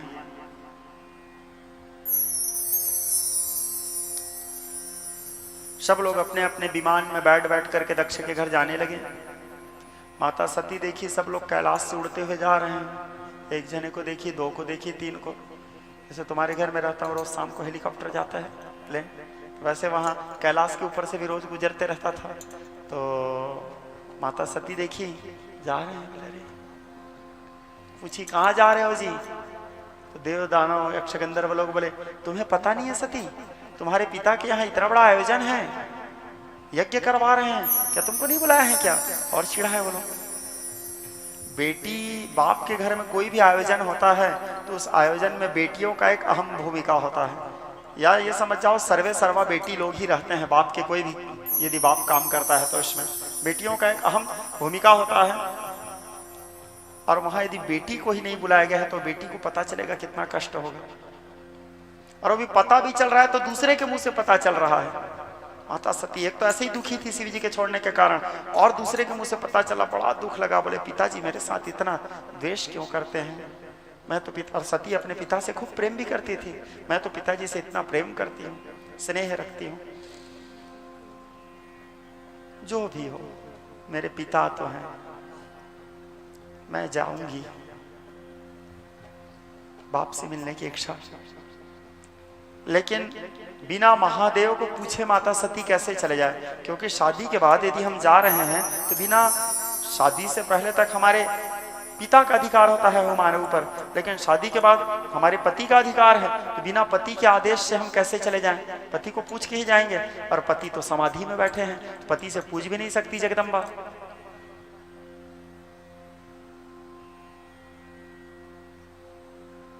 शौनक आदि 88,000 ऋषि सूत जी से फिर प्रश्न किए। बोले शादी के बाद तो सब ठीक हो गया था, माता शिव जी के साथ जब ब्याह हुआ जगदम्बा सती का, तो दक्ष आखिरी जो भी हो शिव जी को प्रदान तो किया, तो प्रदान कर लेने के बाद तो अब शिव जी उनके दमाद बन गए। दमाद बनने के बाद भी वो क्यों चिढ़ रहे थे शिव जी से? द्वेष का कारण क्या था? फिर शौनक आदि ऋषि प्रश्न किए। सूत जी बोले ऋषियों एक दिन की बात है, ब्रह्म सभा लगा हुआ था। ब्रह्म सभा में सारे ऋषि मुनि संत महात्मा सब लोग आए थे, और उस समय उस सभा के मुखिया भी दक्ष थे। कौन थे? दक्ष मुखिया थे। सभा में ब्रह्मा जी भी थे, विष्णु जी भी थे, भोले बाबा भी थे, सारे देवता लोग थे, सारे ऋषि मुनि थे। अब दक्ष मुखिया थे, तो जब मुखिया आखिरी में आते हैं, मुखिया को देखते हैं तो सब खड़े हो जाते हैं, मुखिया को देख के सब आदर करते हैं। दक्ष मुखिया था, दक्ष को देख के सब खड़े हो गए, भोले बाबा बस खड़े नहीं हुए। भोले बाबा क्यों खड़े नहीं हुए? क्योंकि भोले बाबा तो आंख बंद करके राम जी का ध्यान कर रहे थे। क्योंकि भोले बाबा क्या है, अधिकांश समय आंख बंद करके राम राम राम राम रटते रहते हैं। वो उनका आंख आप लोग देखे होंगे, अधिकांश फोटो में शिव जी का आंख बंद ही रहता है, वो लीन ही रहते हैं। तो छोटा छोटा आंख हो जाया रहता है भोले बाबा का। अब क्यों छोटा छोटा आंख करके रखते हैं तो भोले बाबा जाने, लीन रहते हैं भोले बाबा अपने राम जी के मस्ती में। तो वो ध्यान कर रहे थे। अब भोले बाबा को पता ही नहीं चला कितना समय ससुर जी टपक गए। अब जानते तब तो उठते, भाई कि आइए आइए ससुर जी, प्रणाम ससुर जी, कुछ करते आदर देते। उनको पता ही नहीं था, वो तो राम जी का ध्यान कर रहे थे। तो सब लोग खड़े हुए, भोले बाबा बस खड़े नहीं हुए। कोई दूसरा यदि आपका अपमान करेगा तो आपको उतना तकलीफ नहीं होगा जितना कोई आपका अपना यदि आपका अपमान करेगा तो ज्यादा तकलीफ होगा। सब खड़े हो रहे हैं, रूढ़ी के दामान खड़े नहीं हो रहे हैं, व्याकुल हो गए दक्ष। अब व्याकुल हो के पहले का चिड़ था ही उसके अंदर में, आज देखे कि ये शंकर मेरा अपमान कर रहा है, तो जबकि भगवान शंकर के ऐसा कोई उद्देश्य नहीं था। भोले बाबा किसी का अपमान कर ही नहीं सकते, वो तो वैरागी है। क्रोध में आ गए दक्ष। अब क्रोध में आकर के भोले बाबा की निंदा करने लगे, गाली देने लगे भोले बाबा को। अब गाली देना है तो कोई आदमी, जैसे किसी के बड़ाई करना है तो आदमी क्या है, लिख के तैयारी करके भी आएगा, हाँ ये बोलना है, किसी को महिमा मंडित करना है। गाली देना है तो आदमी को तैयारी करने क्या जरूरत, जो मुँह है बको फिर। तो दक्ष व्याकुल हो गए, गाली देने लगे भोले बाबा को, अनेक प्रकार की निंदा करने लगे। बोले कपाली, शुरू हुआ फिर ये भस्मांगी, ये नंग धड़ंग घूमने वाला, भूत प्रेत पिशाचों के साथ रहने वाला। दुनिया में जितने देवी देवता लोग हैं वो लोग केसर कस्तूरी गोलोचन अष्टगंध लगाते हैं, इसके पास तो लगाने के लिए केसर कस्तूरी गोलोचन भी नहीं, मरे हुए मुर्दा के राख को लगाता ही है। पहनने के लिए सोना चांदी का दिव्य मोतियों का आभूषण माला भी नहीं, मुंड माला पहनता है ये, कोई सुंदर माला भी नहीं मिला इसको। गले में धारण करने के लिए अच्छा सोना का चैन भी इसके पास नहीं है, तो पहनता क्या है, कराल ब्याल व्यवाड़, भयानक काला नाग को धारण करता है। और इसके साथ में रहने वाले जो संगी साथी हैं, कोई सभ्य लोग नहीं है इनके साथ आसपास रहने वाले, सारे असभ्य, सारे अमर्यादित, भूत प्रेत पिशाच ब्रह्म राक्षस लोग इनके अगल बगल घूमने रहते हैं। रहने के लिए एक तो इनके पास परमानेंट घर भी नहीं है, जिस घर में वो रहे बेघर आदमी है। ब्रह्मा जी के कहने पर मैं अपने सावित्री के समान बेटी सती कहाँ निर्लज को दे दिया। अनेक प्रकार की निंदा करने लगे भोले बाबा। भोले बाबा मुस्कुराने लगे, बोले बोलो बोलो दक्ष बोलो। भोले बाबा का तो कोई फर्क नहीं पड़ता। अब जब आप किसी को गाली दे रहे हो और गाली दे रहे हो और सामने वाला कहीं उसका कोई रिएक्ट करे, गुस्सा होगा तो आपको थोड़ा ठीक भी लगेगा, बोले हाँ उसको असर हो रहा है। आप किसी को गाली दे रहे हो, सामने वाला को कोई फर्क नहीं पड़ रहा है और वो कहीं आपको देख के मुस्कुरा दिया तो आप और ज्यादा पागल हो जाओगे, बोले इसको इतना बक रहा हूँ जी, इतना गाली दे रहा हूँ, इसको कोई फर्क नहीं पड़ रहा है। और दक्ष व्याकुल हो गए। व्याकुल होकर फिर भोले बाबा की निंदा करते हुए कहे, वेश जग से निराला पिए भंगा भारा प्याला सदा रहे मत वाला साथी भूतन बनाए हैं। वेश जग से निराला पिए भंग भर प्याला सदा रहे मत वाला साथी भूतन बनाए हैं। ऐसा हृदय का काला कहीं देखा नहीं भला वर्य नेत्र में ज्वाला जटा शीश बढ़ाए हैं। गाला सोहे मुंडा माला कारा डमरू विशाला सदा उड़े मृग चला चीता भस्म लगाए हैं। एक बलमत वाला जाके होता प्रतिपाला नाम धरे हैं काला जटा शीश बढ़ाए हैं। अनेक प्रकार के भोले बाबा की निंदा करने लगे, बोले भिखारी, भीख मांग के जीवन यापन करने वाला शंकर, इसके यदि भीख मांग के लाता है तो भी इसके घर में नहीं पेट भर के कोई खाना खा पाते। क्यों? क्योंकि इसके अगल बगल इतने लोग खाने वाले हैं, जो भीख मांग के लाता भी है तो सब लोग इसको खा जाते हैं। दक्ष कहने लगा, बोले मांगत भीख महे सफिरे, बोले मांगत भीख महे सफिरे, घर माही न अन्न हूँ एक अधेला, जो मुख एक तो पूरी परे, मुख ही मुख माइन के ही झमेला। अब बोले शीस चढ़े सहसानन है 1000 और गोद गजानन बैल तबेला, चतुरानन बाप पंचानन आप, सडानन पुत्र दशानन चेला। ऐसे हैं ये अघोरी। भोले बाबा बोले अभी तक तो मैं शांत हूँ, क्या पता मैं किस समय भड़क जाऊं, क्योंकि भोले बाबा बड़े मुस्कुराते रहते हैं, बड़े प्रसन्न रहते हैं, वो खुद भी नहीं जानते रहते किस समय वो भड़क जाएंगे। भोले बाबा विचार किए कहीं भड़क गया यहाँ ही नहीं पड़ जाएगा, फिर कहीं भोले बाबा का क्रोध बड़ा मतलब फिर गए और फिर कोई नहीं बचा सकता, उसको मरना है। फिर बोले कहीं यह मर गया तो घर जाने के बाद हमारी मेहरिया नहीं छोड़ेगी, मेरे बाप को मार दिए, मेरे बाप को मार दिए, वो हमारे दिमाग खाएगी, हमारे दिमाग खराब करेगी। उससे अच्छा एक काम करता हूँ, मैं ही चला जाता हूँ यहाँ से। बोले तेरा कल्याण हो दक्ष। बोल के और मुस्कुरा के चले गए भोले बाबा।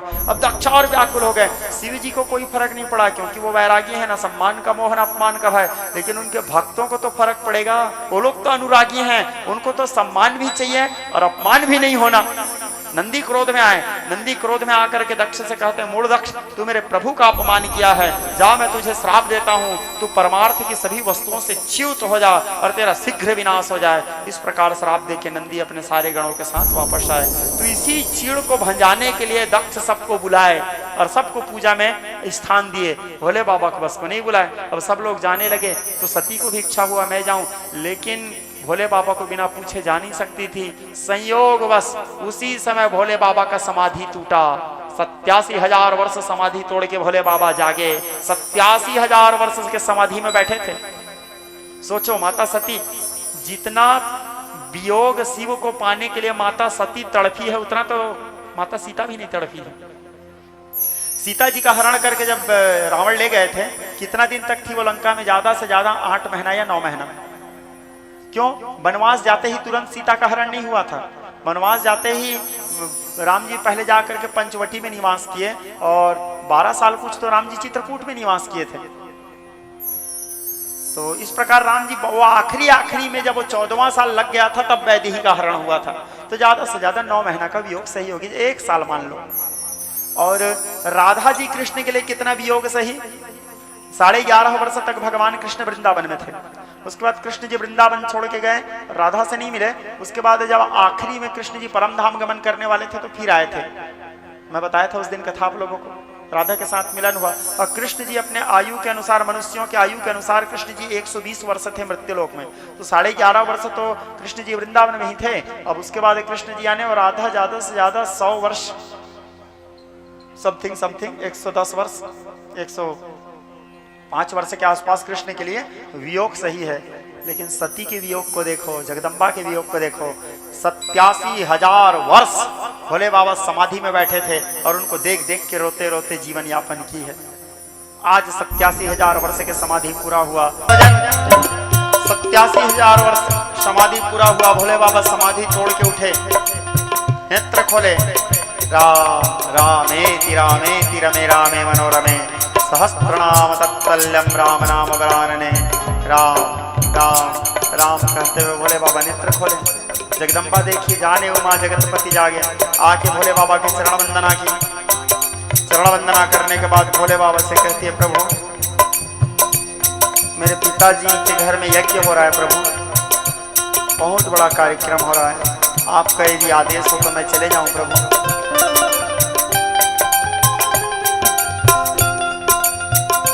भोले बाबा बोले, देखो सती, मैंने कभी नहीं कहा कि तुम अपने पिता के पास मत जाओ, लेकिन ससुराल मैके में यदि कोई आयोजन हो रहा हो और जब तक के तुम्हारे पति को निमंत्रण नहीं दिया गया है तब तक नहीं जाना चाहिए, ये नीति कहता है। ऐसे नहीं कि अपने बेटी को फोन करके आगे बेटी ये बोल दिए तो बेटी को आने का हक नहीं है, आपको अपने दामाद को निमंत्रण देना पड़ेगा, ये नीति कहता है। और जब तक कि हर एक नारी का धर्म भी है कि जब तक कि उसके पति का सम्मान न हो, जब तक उसके पति को निमंत्रण न मिले, तब तक चाहे वो उनके पिता का भी घर क्यों न हो, वहां नहीं जाना चाहिए। और केवल पिता के घर नहीं, कहीं भी हो, बिना निमंत्रण के जाना ही नहीं चाहिए हमको। बिना निमंत्रण के जाओगे तो आपका अपमान होगा। कोई भी जगह हो, यदि आपको निमंत्रण नहीं दिया गया है तो मत जाओ। बिना निमंत्रण के केवल 3 जगह ही जाना चाहिए, और वो 3 जगह कभी सोचना भी नहीं चाहिए कि मेरे को निमंत्रण मिले। कौन कौन से 3 जगह?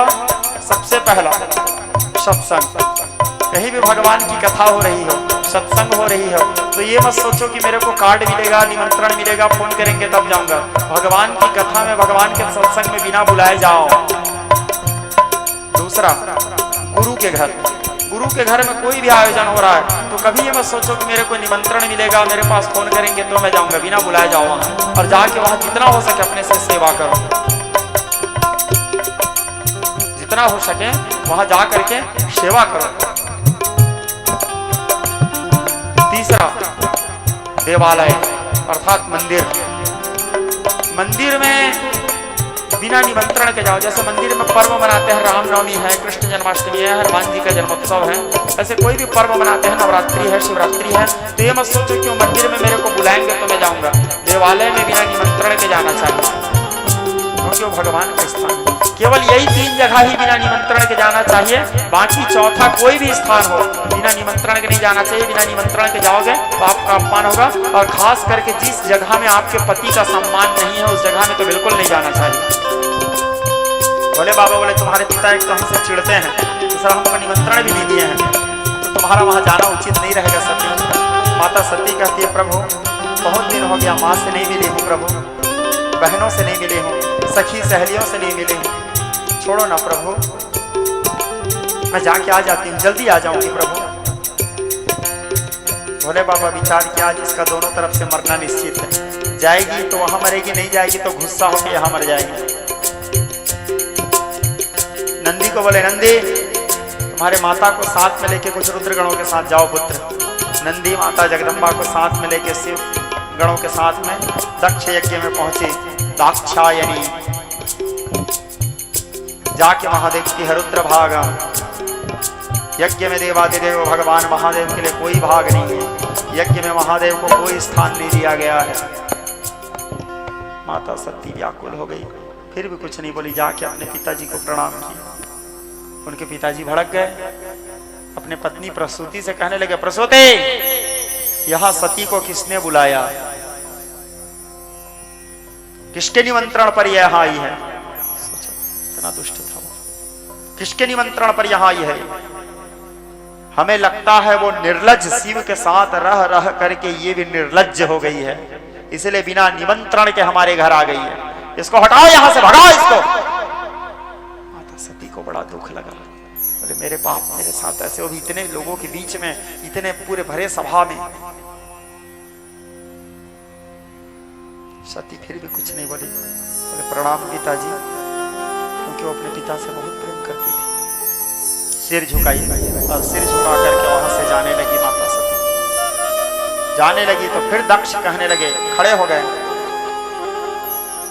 बोले सती को यहां वो अघोरी ने भेजा है, वो अघोरी जानबूझ के सती को भेजा है ताकि मैं अपने पुत्री को देख करके उसके प्रेम में पिघल जाऊं और उस अघोरी को, उस कपाली को इस यज्ञ में भाग दे दूं। क्या है, मैं उसको यज्ञ में बुलाया नहीं हूं, सभासदों, पूरे सभा को कहने लगे, क्योंकि मैं यहां उसको बुलाया नहीं हूं तो उसका सम्मान नहीं हो रहा है। तो सम्मान के भूखा वो शिव, इनके लिए ना सम्मान का मोह न अपमान का भय, उसके लिए दक्ष कहता है वो सम्मान का भूखा शिव एक नारी का सहारा लिया है, क्योंकि उसको तो अपने आप में सम्मान मिल नहीं पा रहा है, तो एक नारी का सहारा लेकर के नारी को भेजा है। मेरी बेटी को भेज करके यहाँ वो मेरे बेटी के प्रेम में मैं पिघल जाऊं और शिव को सम्मान दे दूं, और ये असंभव है, वो निर्लज सम्मान पाने योग्य ही नहीं है। नंदी अब क्रोध में आए, नंदी कहने लगे मूढ़ दक्ष, हो गया बस, तू बार बार मेरे प्रभु का अपमान किया है। नंदी क्रोध में आए ही थे कि तब फिर जगदम्बा संभाली नंदी को, बोले ना पुत्र।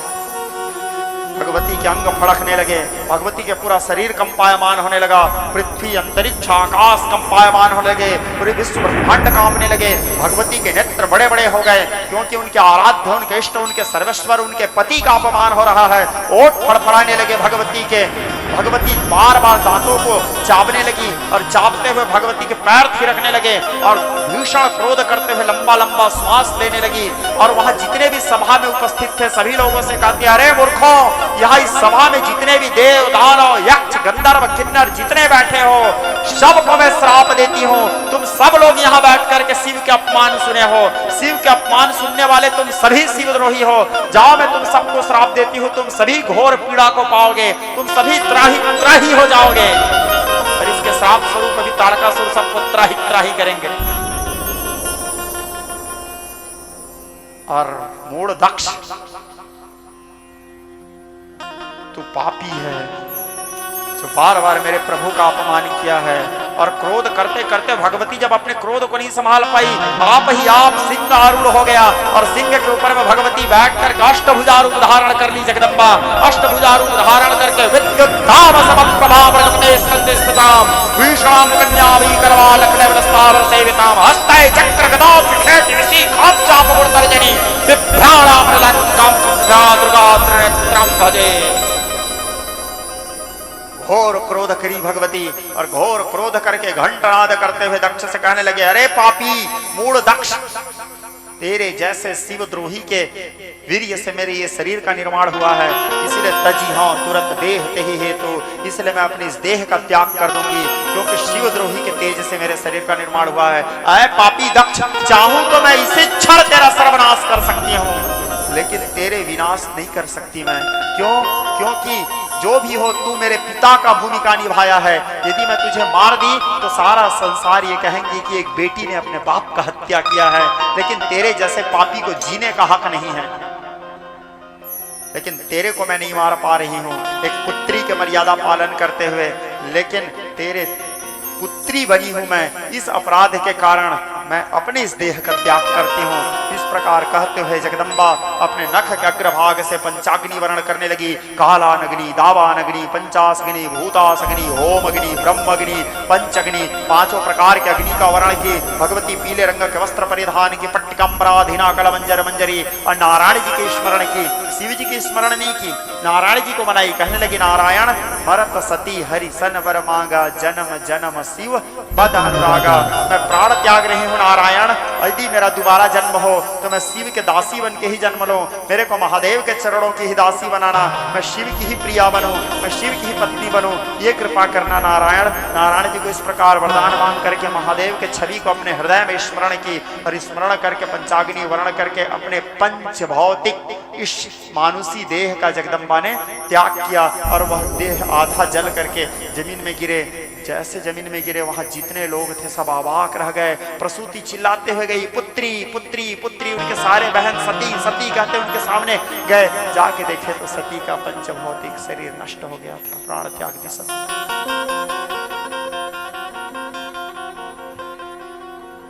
जो लोग चालाक थे, जो जानते थे कि अब यहाँ क्या हो सकता है, और जिनको महादेव के क्रोध का थोड़ा सा भी अनुभव है, सब भाग गए वहां से। और जो लोग ज्यादा चालाक थे, ज्यादा होशियार थे, जो होगा देख लेंगे, वो लोग बस रुके थे वहां। अवगम्य नारद, नारद पहुंचे कैलाश। हालांकि महादेव सब जान रहे हैं, क्योंकि लेकिन फिर भी महादेव शांत बैठे हैं। क्यों? हरि इच्छा भावी बलवान, हृदय विचार संग सुजाना। मन में यही सोच रहे हैं मेरे नारायण की इच्छा से हो रहा है जो हो रहा है। नारद आए, कहने लगे महादेव, दक्ष के यज्ञ में महादेव सती ने देह त्याग कर दिया। महादेव जैसे भोले बाबा सुने दक्ष के यज्ञ में सती देह त्याग की, भोले बाबा अपनी जगह के ऊपर पैर रख के बैठे थे, पटके जमीन में। जैसे पैर को पटके पूरा भूमंडल कांप उठा, धूमकेतु तारा उदय हो गए, पूरा अखिल विश्व ब्रह्मांड कांप उठा। जोर से चित्कारते हुए चिल्लाए भगवान महादेव, व्याकुल हो गए सती के वियोग में। इधर दौड़ने लगे, उधर दौड़ने लगे, यहाँ जाकर के अपने सिर को पहाड़ों में ठोकने लगे, वहां जाकर के सिर को अपने पहाड़ों में टकराने लगे। महादेव के शरीर चारों तरफ से अस्त व्यस्त हो गए, यहाँ से सिर से खून निकल रहे हैं, इधर सिर से खून निकल रहे हैं। और व्याकुल होकर के महादेव अवाक रह गए, उन देहाभिमान को भूल गए और देखते देखते पागलों की तरह नाचने लगे। नाचते नाचते उनका नृत्य तांडव नृत्य के रूप में बदल गया और देखते देखते विचित्र तांडव करना आरंभ किया महादेव वहां क्रोध करके। और महारुद्र रूप धारण करके भगवान महादेव तांडव नाचना आरंभ किए। अखर्व सर्व मंगला कला कदम्ब मंजरी रस प्रवाह माधुरी विजृंभणा मधुरतम स्मरांतकम पुरांतकम भवांतकम मखांतकम गजांतकांतकांतकांतकांतकांतकम भजे जयत स्वनित प्रमित प्रमत प्रमत भुजंगमस्वसः पुनर्कमत समत पुरत कराल व्याल हव्यवार तिमित तिमित तिमित तिमित मृदंग तंग मंगल ध्वनिक्रम प्रवर्तित प्रचंड तांडव शिव। वो शेष है, महेश है, प्रशेष है, विशेष है, वो जिनको जैसा धार ले वो उनके जैसा वेश है। समक्ष उनके काल स्वयं भज रहा शिव शिवम तरल अनल पवन पवन धरा धरा शिव शिवम। भोले बाबा विचित्र तांडव किए, नाचते नाचते नाचते नाचते भीषण क्रोध में थे महादेव। अपने जटा कलाप को उखाड़ लिए, कितना कष्ट हुआ होगा उनको। उखाड़े और उखाड़ने के बाद जमीन में क्रोध से पटके तो देखते ही देखते एक भयानक भीषण भयावह पुरुष प्रकट हुए। लौह के समान उनका शरीर था। महादेव के पैरों में गिर गए, बोले मेरा नामकरण कीजिए महारुद्र, मेरे भीतर में व्याप्त सारी ऊर्जाएं आपके द्वारा प्रदत्त है, अपने अभीष्ट कार्य को सिद्ध करने के लिए आदेश प्रदान कीजिए महारुद्र। भगवान महादेव कहें, पुत्र तुम अत्यंत वीर हो, इसलिए सारा संसार तुमको वीरभद्र कहेंगे। बोले मेरे लिए आदेश महादेव। बोले जाओ पुत्र, जा करके दक्ष के यज्ञ विध्वंस करो, दक्ष के उस साम्राज्य का विनाश करो जिसको उसने अहंकार से निर्माण किया है। जो आदेश महादेव। हर हर घोष करते हुए वहां से वीरभद्र निकले। कर चरण कृतम वा कायजम कर्मजम वा श्रवण नयनजम वा मानसम वापराधम विहतम विहितम वा सर्वमेक क्षमस्व। जय जय करुणाब्धे श्री महादेव शंभो। वीरभद्र चले जाए घोष करते हुए। वहां उस सभा में ब्रह्मा जी त्रिकालदर्शी हैं, वो भी ब्रह्मा जी दक्ष से कहने लगे, दक्ष तेरा विनाश निश्चित हो गया है पुत्र, महादेव वीरभद्र को भेजे हैं तुम्हारे विनाश के लिए। बोले आने दो पिताजी, बोले देख लूंगा उस बहिरूपिया को। नारायण जी ब्रह्मा जी को देखे, इसका विनाश होने वाला है। ब्रह्मदेव आदमी का विनाश होने वाला रहता है तो बुद्धि काम करना बंद कर देता है, इसलिए इसका बुद्धि काम नहीं कर रहा है। बोले नारायण हे मेरे आराध्य, आपके द्वारा प्रदत्त शक्तियां मेरे भीतर व्याप्त हैं। अपने अंगूठा में जनेऊ फंसाए दक्ष 1.25 लाख अपराजय नारायणी सेना को प्रकट कर दिए। जो सेना ना मरते हैं ना कभी किसी से हारते हैं, प्रकट कर दिए। नारायण जी की कृपा था उनके ऊपर। प्रकट करके वो अपराजय सेनाओं से कहे जाओ, जा करके उस यज्ञ वो जो शंकर एक बहिरूपिया को भेजा है उसके मार्ग रोको। 1.25 लाख अपराजय योद्धा मार्ग रोकने के लिए दौड़े। एक वीरभद्र के मार्ग रोकने के लिए 1.25 लाख कभी युद्ध में न हारने वाले योद्धा अस्त्र शस्त्र से विभूषित होकर के। जैसे वीरभद्र देखे मेरे सामने 1.25 लाख योद्धा आ रहे हैं, ऐसे लगने लगा मानो कोई शेर के सामने हिरन का झुंड आ रहा हो। क्योंकि वीरभद्र तो आज महादेव के आदेश लेके चले हैं। आज वीरभद्र के मार्ग रोकने के लिए काल भी आएगा तो काल मरेगा। महादेव के आदेश और दायित्व लेके चले हैं। हर हर भजत छत्रपति को नमः शिवाय, नतमस्तक शिव चरणम। एकमात्र भगवान महादेव के आदेश। और वीरभद्र का एक ही सिद्धांत, ना तो वो महादेव के अतिरिक्त किसी और का बात मानता है, ना किसी और को जानता है। जो सामने आएंगे मरेंगे। वो महादेव का ब्लैक कमांडो है, समझ जाओ। तो चले हम और देखे जैसे 1.25 लाख योद्धाओं को आते जय घोष करते हुए वीरभद्र एक हाथ में खड़ग लेके अष्टभुजा रूप धारण किए, चिल्लाए जोर से हर हर महादेव। सेना के ऊपर कूदे, कूदते ही क्षण भर में वीरभद्र 1.25 लाख सेना को खत्म। क्षण भर में दक्ष को पता चला एक क्षण में 1.25 लाख सेना खत्म। तो दक्ष अनुमान लगा लिया उसके पास साधारण बल नहीं है, उसके बल की कल्पना करने लगे। बोले अब मेरे को कौन बचाएगा? बोले नारायण जी आप बचाओगे आप मेरे को। अब जीवन भर मैंने आपका उपासना किया है, आराधना किया है, जीवन भर भक्ति किया है, मैं आपका भक्त हूं, आपका कर्तव्य है अपने भक्त की रक्षा करना। उस वीरभद्र से मेरे को बचाओ। नारायण जी भी विवश हैं, क्योंकि दक्ष जो भी हो भक्ति तो किया था नारायण जी का। नारायण जी आए वीरभद्र के सामने, नारायण अस्त्र सुदर्शन चक्र को हाथ में लिए। बोले वीरभद्र तुम दक्ष तक नहीं जा सकते, क्योंकि दक्ष तक जाने से पहले तुमको मेरे को पार करके जाना पड़ेगा वीरभद्र। वीरभद्र विवश हो गए। वीरभद्र कहने लगे महादेव महादेव महादेव। बोले नारायण आप मेरे महादेव के आराध्य हो, और आपके आराध्य मेरे महादेव हैं। मैं आपके ऊपर अस्त्र उठाऊंगा तो ये महादेव का अपमान होगा, मैं आपके ऊपर अस्त्र नहीं उठा सकता।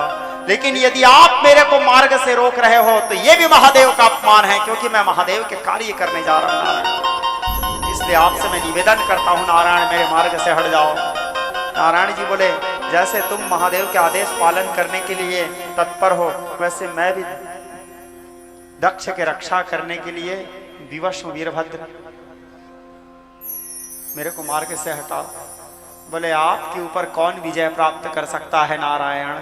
आप ईश्वर हैं, अपराजय वीर हैं, अपराजय योद्धा हैं आप, लेकिन मेरे मार्ग में आकर के आप ठीक नहीं कर रहे हो नारायण। मैं आपके ऊपर अस्त्र उठा नहीं सकता, आप चाहो तो मेरे को मार्ग से हटाओ। तो नारायण जी नारायण पास में वीरभद्र को बांध दिए, क्योंकि दक्ष को बचाना है नारायण जी को।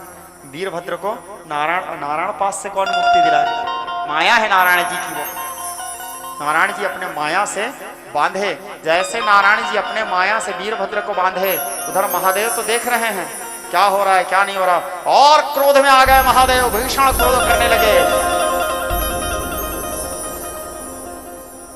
महादेव भीषण क्रोध करके अपने बायां साइड के जटा को उखाड़े, बायां साइड के जटा को उखाड़ा करके नारायण चिल्लाए। वहीं से भगवान महादेव जटा कला पटके तो एक भयानक एक भीषण नारी प्रकट हो गई। विचित्र वर्ण था उनका, अत्यंत विचित्र। वो कहलाई महाकाली। भगवान महादेव के सामने हाथ जोड़ के कहे मेरे लिए आदेश महादेव, जाओ महाकाली वीरभद्र के सहायता प्रदान करो, नारायण के पास से मुक्ति दिलाओ। नारायण उसको अपने माया से बांधा है, मेरे माया जाकर के उसको नारायण के माया से मुक्ति दिलाओ। नारायण के माया से मुक्ति दिलाने के लिए शिव के माया चली। अब तो भोले बाबा ये भगवती के रक्त बीज वध के समय का प्रसंग है। देवी भागवत का बड़ा सुंदर प्रसंग है। कभी देवी भागवत जब हमारा लाइव होगा तो आप लोग सुनिएगा। एक शेख उसमें देवी, उसमें क्या है, हर असुर को मारते समय एक जैसा है। देवी भागवत में तो असुर रे असुर, शुंभ निशुंभ चंड मुंड धूम्राक्ष इत्यादि अनेक असुर है वहां। विज्ञ रसिक स्नेही स्वजन भगवती महाकाली को भगवान महादेव बोले जाओ महाकाली वीरभद्र के सहायता प्रदान करो। अब महाकाली गर्जन करते हुए चली भगवती, घंटा सूलहलानि मुसलय चक्रम धनुषायकम, आई वीरभद्र के शरीर में प्रवेश की। जैसे वीरभद्र के शरीर में प्रवेश की, नारायण जी के जो जाल था, नारायण जी जिस माया जाल में उसको फंसा के रखे थे, तुरंत वीरभद्र बंधन मुक्त हुए। बंधनों के फिर अट्टहास करते हुए जय घोष किए, इतने जोर से चिल्लाए नारायण जी कांप गए। नारायण जी बोले अब दक्ष को कोई नहीं बचा सकता, महादेव आज विकराल रूप लिए हैं। बोले ठीक है दक्ष, तू जितना भक्ति किया था उस भक्ति के हिसाब से इतना रक्षा कर दिया काफी है बोले, है ना। और ऐसे भी शिवद्रोही किसी का भक्त नहीं हो सकता, तू शिवद्रोही है और शिवद्रोही खास करके मेरा भक्त तो हो ही नहीं सकता बोले नारायण जी। और नारायण जी भी वहां से अंतर ध्यान। ब्रह्मा जी देखे बोले अरे नारायण जी जा रहे हैं, मेरे को छोड़ दिए। और वीरभद्र कहीं आ गया तो ब्रह्मा जी बोले मेरा भी यहाँ से चला जाना ठीक है, क्योंकि वीरभद्र क्या है, पागल है पूरा। ब्रह्मा जी भी वहां से अंतर ध्यान। अब वीरभद्र देखे संसार के सबसे बड़े शक्ति नारायण जी चले गए, ब्रह्मा जी चले गए, अब फिर मेरे को कौन बचाएगा। मेरा बाप भी छोड़ दिया, मेरा भगवान भी छोड़ दिया मेरा साथ। अब वीरभद्र दौड़ने लगे। दौड़ते दौड़ते वीरभद्र जहां जहां कदम रखते थे वहां वहां ज्वालामुखी प्रकट होता था। वीरभद्र चले हैं घायल शेर के तरह महादेव के आदेश देके।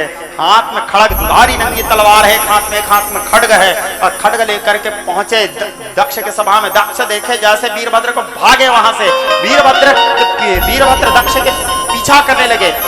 दक्ष जब उनको देख के भागे वीरभद्र उनके पीछा करते हुए जाने लगे। जाते जाते वो यज्ञशाला में पहुंचे, जिस यज्ञशाला में सती देह त्याग की थी। उस यज्ञशाला में पहुंचने के बाद अचानक दक्ष के पैर एक कलश से लगा तो दक्ष नीचे गिर गए। तो वीरभद्र उसके नीचे गिरते पलक झपकते ही उसके पास पहुंचे, उसके पैर को दबाए अपने पैर से, और पैर दबा करके वीरभद्र अपने खड़ग को संभाले। हितम हितम अपने खड़ग उठाए उसके गला काटने के लिए। दक्ष समझ गया अब मेरे को कोई नहीं बचा सकता। तो वीरभद्र दक्ष अपने प्राण रक्षा करने के लिए वीरभद्र से अब आखिरी में क्या किया, षडाक्षर मंत्र जपने लगा। ओम नमः शिवाय, ओम नमः शिवाय, ओम नमः शिवाय। वीरभद्र विवश हो गए। क्यों? वीरभद्र की गुरु मंत्र है, और वीरभद्र के गुरु मंत्र उसके मुंह से निकल रहा है, उसके मुंह को कैसे काट देगा वो। दूसरा उसके मुंह में शिव का नाम है, उसको मार भी नहीं सकते वो। बड़े विवश हो गए वीरभद्र। बोले नहीं मारता हूं तो मेरे महादेव का आदेश है, मार देता हूं तो इसके मुंह में शिव का नाम है, अब क्या करूं। वीरभद्र को समझ नहीं आया। अंदर में महाकाली भी विराजमान है वीरभद्र के अंदर में। महाकाली अंदर से किलकारी मारने लगी। जैसे महाकाली किलकारी मारी, वीरभद्र जय घोष किए हर हर महादेव। इतना जोर से वीरभद्र चिल्लाया हर हर महादेव, दक्ष के बुद्धि काम करना बंद कर दिया।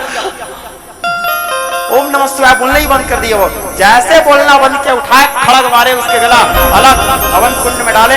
अब बाकी जो शिवगण थे कोई जाके हवन कुंड तोड़ दिए, कोई प्रांगवांसन तोड़ दिए, कोई भोजनालय तोड़ दिए। और वहां जो ऋषि मुनि लोग थे, भूत प्रेत लोग आपस में चर्चा किए, यहाँ हमारी माता मरी, ये लोग देख रहे थे, मारो ऋषियों को। बोले और ऋषियों को भी पटक पटक के मारने लगे। लोग सब शिवद्रोही हैं जो यहाँ उपस्थित हैं। अब जो बचे थे भागे वहां से। भृगु ऋषि देखे, भृगु ऋषि के सामने गया है एक जन प्रेत। अब भृगु ऋषि को बोला सबका जन्म कुंडली बाजता है, तू आज तेरा मैं बाजता हूँ। बोले भृगु संहिता उसकी नहीं कहा। और भृगु ऋषि के सामने गए, भृगु ऋषि भगवान महादेव के स्मरण करने लगे, नमः शिवाय नमः शिवाय। बोले बच गया तू, मेरे प्रभु का नाम ले लिया। बोले शिव शिव रटाए तो संकट कटाए, शिव शिव रटाए तो संकट कटाए, शिव नाम लेके बच गया। अब जो बाकी भूत पिशाच लोग थे, कोई हवन कुंड में मलमूत्र भी त्याग कर दिए। बोले जो जहां महादेव का सम्मान नहीं, वो जगह का विनाश करना है, पूरा यज्ञ विध्वंस। यज्ञ विध्वंस करके आए सब लोग महादेव के पास। महादेव रोने लगे, उनकी आंख से आंसू बह रहा था। अब इधर नारायण जी को चिंता हुआ, क्योंकि कोई भी यज्ञ यदि आधा बीच में रुक गया तो बहुत अपशगुन माना जाता है। यज्ञ यदि शुरू हो गया है तो उसके पूर्णाहुति होना जरूरी है। यज्ञ यदि आधा बीच में रुक गया तो बहुत बड़ा अपशगुन है। उससे संसार में बहुत बड़ा अराजकता फैलता है, और संसार में पालन के देवता जो हैं वो नारायण जी हैं। तो नारायण जी को चिंता होने लगा, क्योंकि पालन के देवता तो नारायण जी हैं। यज्ञ को ये निकेन प्रकार ने मेरे को पूरा करवाना है, यज्ञ को पूरा कैसे करवाऊं, यज्ञ को पूरा कैसे कराऊं। इस प्रकार भोले बाबा को मनाने से ही पूरा होगा, इस प्रकार नारायण जी विचार किए। तो चलो भोले बाबा को मनाते हैं। सब लोग आ गए, सारे देवता ऋषि मुनि यक्ष गंधर्व किन्नर, और सब आकर के भोले बाबा के स्मरण करने लगे। सब आकर के भोले बाबा को मनाने लगे, सब आकर के भोले बाबा के प्रार्थना करने लगे। सब लोग मिलकर के भोले बाबा को मनाए, सब लोग मिलकर भोले बाबा की स्तवन किए, सब लोग मिलकर भोले बाबा के प्रार्थना किए। सामने में नारायण जी थे। नारायण जी को देखे तो भगवान महादेव अपने सती के मौत को भूल गए। क्या प्रेम होगा नारायण जी का, नारायण जी के प्रति भगवान महादेव अपने उस सती के प्रेम को भूल गए नारायण जी को सामने देख करके। बोले कैसे आना हुआ नारायण? बोले यज्ञ अधूरा है महादेव, आपके कृपा के बिना वो पूर्ण नहीं हो सकता। पालन के देवता मैं हूँ और यज्ञ की भी देवता मैं हूँ, क्योंकि यज्ञ नारायण कहा जाता है। यज्ञ नारायण मैं हूँ। मेरा जिम्मेदारी है यज्ञ पूरा करवाना, मेरे लिए चलकर यज्ञ को पूर्ण कीजिए महादेव। नारायण जी के अनुरोध पर भगवान महादेव आए दक्ष यज्ञ में, और दक्ष यज्ञ में आकर दक्ष जीवन भर क्या है मैं करता था, तो एक बकरे के सिर का कामना किए, उसके सिर में डाले। महामृत्युंजय है भगवान महादेव, तो मृत्यु के देवता है। मृत्युंजय महादेव त्राहि माम शरणागत, जन्म मृत्यु जरा व्याधि पीड़ित कर्म बंधन है, उसको जीवित कर दिया भगवान महादेव। जीवित करने के बाद फिर दक्ष भगवान महादेव की प्रार्थना करने लगे, भगवान भोले बाबा की स्तुति करने लगे, रुद्र सूक्त के पाठ किए और भोले बाबा की स्तवन करके फिर वहाँ सब लोग मिलकर यज्ञ के प्रधान देवता बनाए, किनको? शंकर जी को, भोले बाबा को। और नारायण जी स्वयं हरि कर दीपक बजाए, सुर शंखपति गणपति झांझ भैरव झालर झरत हैं, नारद के कर वीण सारद गावत, जस चारि मुख चारि विधि वेद उच्चरत हैं, षड मुख रटत सहस्त्र मुख शिव शिव सनत सनंदन जो पायन परत हैं, बालकृष्ण तीन लोक और 33 कोटि ये शिव संग करके आरती करत हैं। सब लोग मिलकर के भोले बाबा के आरती करने लगे, सब लोग मिलकर भोले बाबा के निराजन करने लगे। नारायण जी हाथ में आरती ठाल लिए हैं, ब्रह्मा जी शंखनाद कर रहे हैं, और सब लोग आरती गान किए भोले बाबा के। सब लोग मिलकर भोले बाबा के प्रार्थना किए, स्तुति किए। यज्ञ पूर्ण हुआ। यज्ञ पूर्ण होने के बाद उसी यज्ञ में कुछ दूर में सती के शरीर जल के मरा पड़ा हुआ था। महादेव सती के पास गए, घुटने के बल महादेव नीचे गिरे, सती के शरीर को सहलाए भगवान महादेव। आंखों से आंसू बहने लगा महादेव के।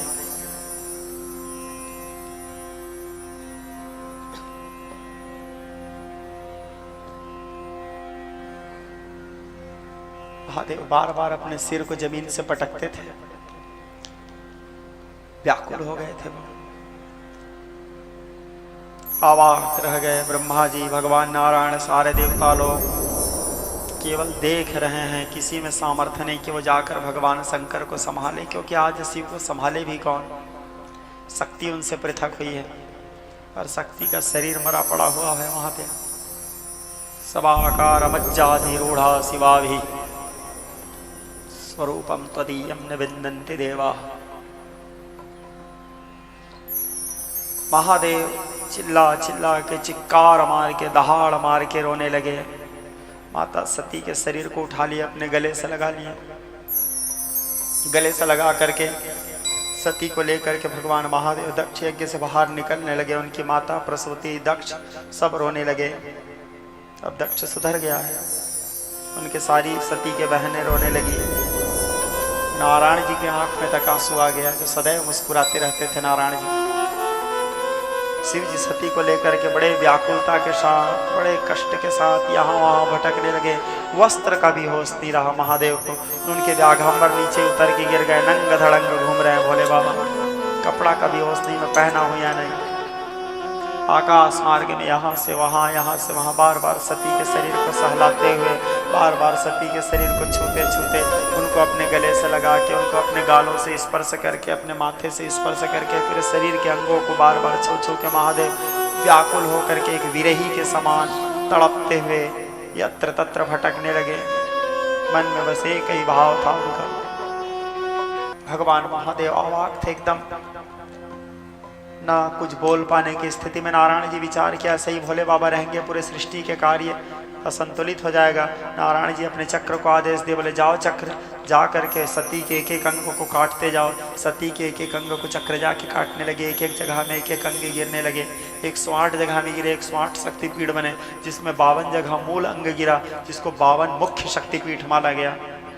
52 मुख्य शक्तिपीठ। लिम ब्रह्माणि ब्रह्मलोके वैकुंठे सर्वमंगलांद्राणे मिरातिम्बिक्यमालया कुबेर भुवने स्वाहा महानंदाग्ने कोड़े चवाय भगवाहिनी नैत्यमृतदंताय साने सुरधारणी पाताले विष्णु विरूपासी ले देव मोहिनी सुरसाच बड़दीपे लंकायां भद्रकालिका रामेश्वरी सेतुबंध विमला पुरुषोत्तम विंडजा वंगदेशे कामाक्षा नील पर्वते वाराणस्य मन्न प्रणा छत्रेश्वरी कुरुक्षेत्रे भद्रकाली ब्रज कात्यायनी पराद्वारी गाया महामाया मथुरा महेश्वरी दक्षस्य दुहिता देवी दक्ष जज्ञ विनाशिनी रामस्य जानकी देवी रावण ध्वंस कारिणी चंड मंडप दहे देवी रक्त विजय विनाशिनी।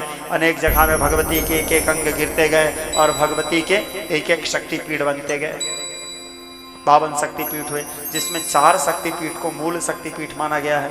और 4 मूल शक्तिपीठ में से एक तारापीठ, एक कलकत्ता में माता महाकाली का आद्या काली का पीठ, और एक तारापीठ जहाँ गुरु वशिष्ठ पूजा किए थे 2, और तीसरा कामाक्षा नील पर्वत जहाँ भगवती की योनि गिरा है 3, और चौथा जो है विमला पीठ पुण्य पुरुषोत्तम क्षेत्र जहाँ हमारे जगन्नाथ जी रहते हैं। वहाँ बलराम जी के पत्नी बन करके वही माता विमला निवास करेगी, क्योंकि बलराम जी को वहाँ महादेव का स्वरूप माना गया है, तो जगन्नाथ जी को नारायण जी का स्वरूप माना गया है। तो भगवती विमला शक्तिपीठ वहाँ माता का पेट गिरा है पुण्य पुरुषोत्तम क्षेत्र में, तो इसलिए उसको तंत्र विद्या का मुख्य शक्तिपीठ माना गया। तो 52 शक्तिपीठ मुख्य हुए जगदम्बा के, और 52 शक्तिपीठ के बाद महादेव को पता ही नहीं था, एक एक अंग उनके कट कट के गिर रहे हैं। अचानक देखे तो अरे कहाँ चले गए सती, हो तो नारायण जी की माया से। फिर महादेव देखे जब मेरे सती मेरे से दूर चले गए हैं, तो महादेव अपने शिवत्व का त्याग कर दिए, अपने गले से वासुकी नाग को उतार दिए, चंद्रमा को उतार दिए, जटा को खोल लिए महादेव। और जटा को खोल करके माता जब प्राण त्यागी थी तो पैर में महावर लगाई थी माता, लाल लाल महावर। उस महावर को उठा के महादेव अपने माथे में लगाए थे, तो महादेव के माथा भी लाल लाल दिख रहे थे महावर के कारण। माता कितना प्रेम रहा होगा महादेव को, उसके पैर के महावर को अपने माथा में लगा लगा के रोते थे भगवान महादेव। शिव जी के ललाट लाल लाल हो गए थे।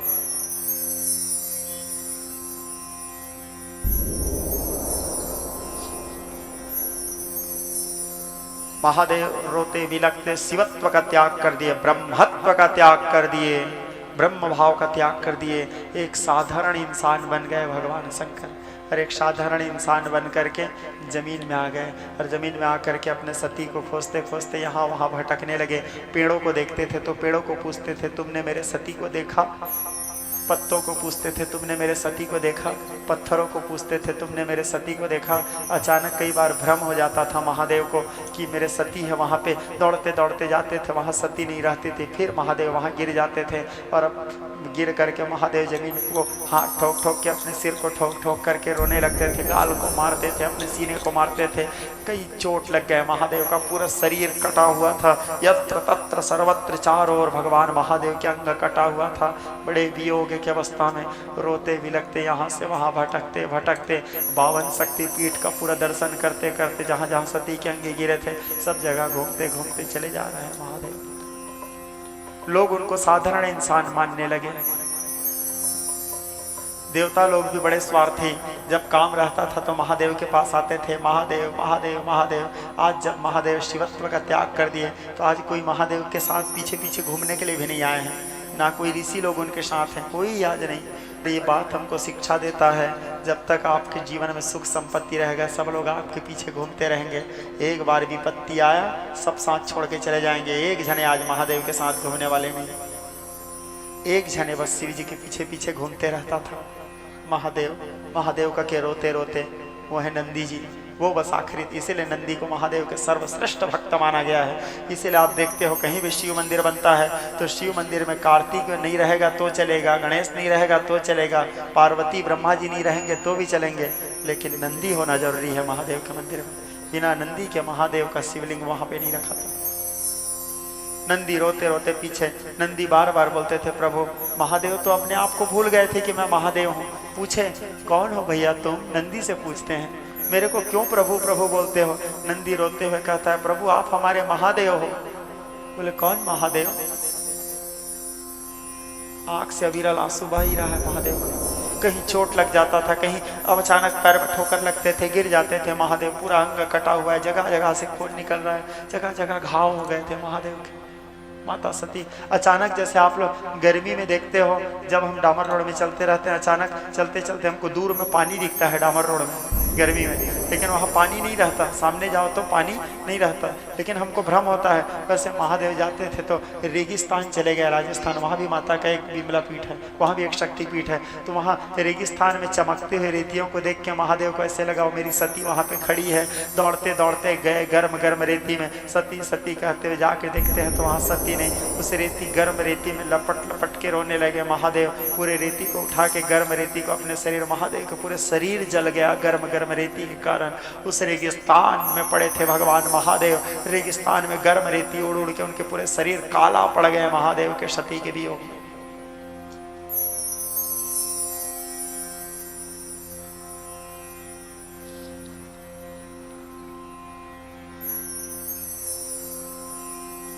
गम उठाने के लिए मैं तो जिए जाऊंगा, गम उठाने के लिए मैं तो जिए जाऊंगा। हाय तूने मुझे उल्फत के सिवा कुछ न दिया, और मैंने तुझे नफरत के सिवा कुछ न दिया। तुझसे शर्मिंदा हूँ ऐ मेरे वफा की देवी, तेरा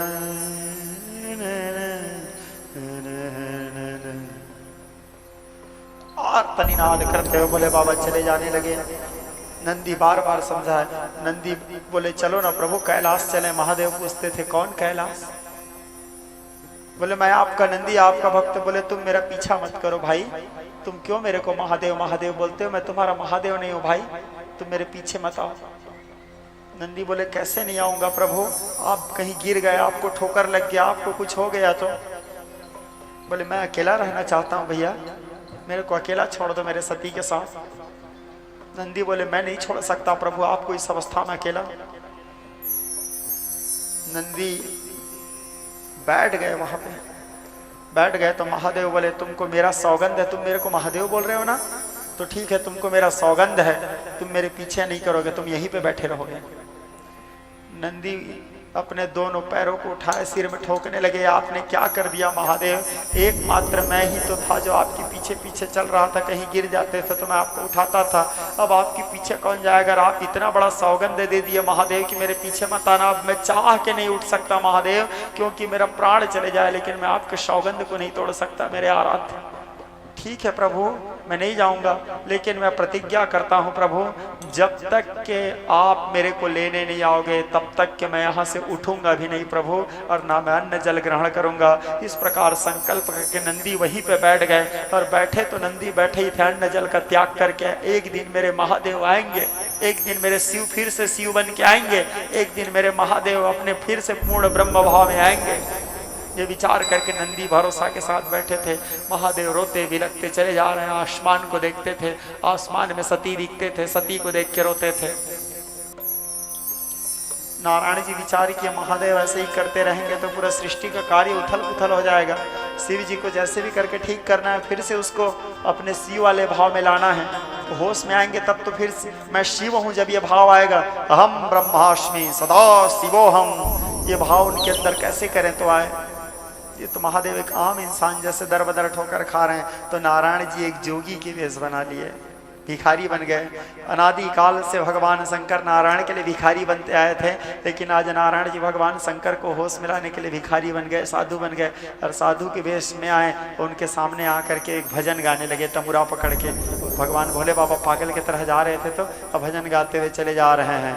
साचो तेरो नाम राम, साचो तेरो नाम, झूठे जग के काम राम, साचो तेरो नाम, साचो तेरो नाम राम, साचो तेरो नाम, झूठे जग के काम राम, साचो तेरो नाम। चिकारा बजाते चले जा रहे हैं नारायण जी।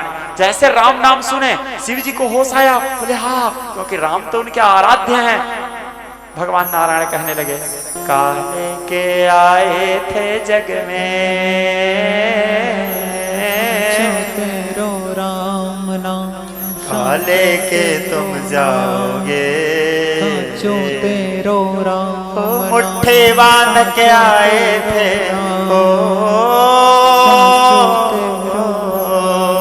मुट्ठी बांध के आए थे और हाथ पसारे जाओगे।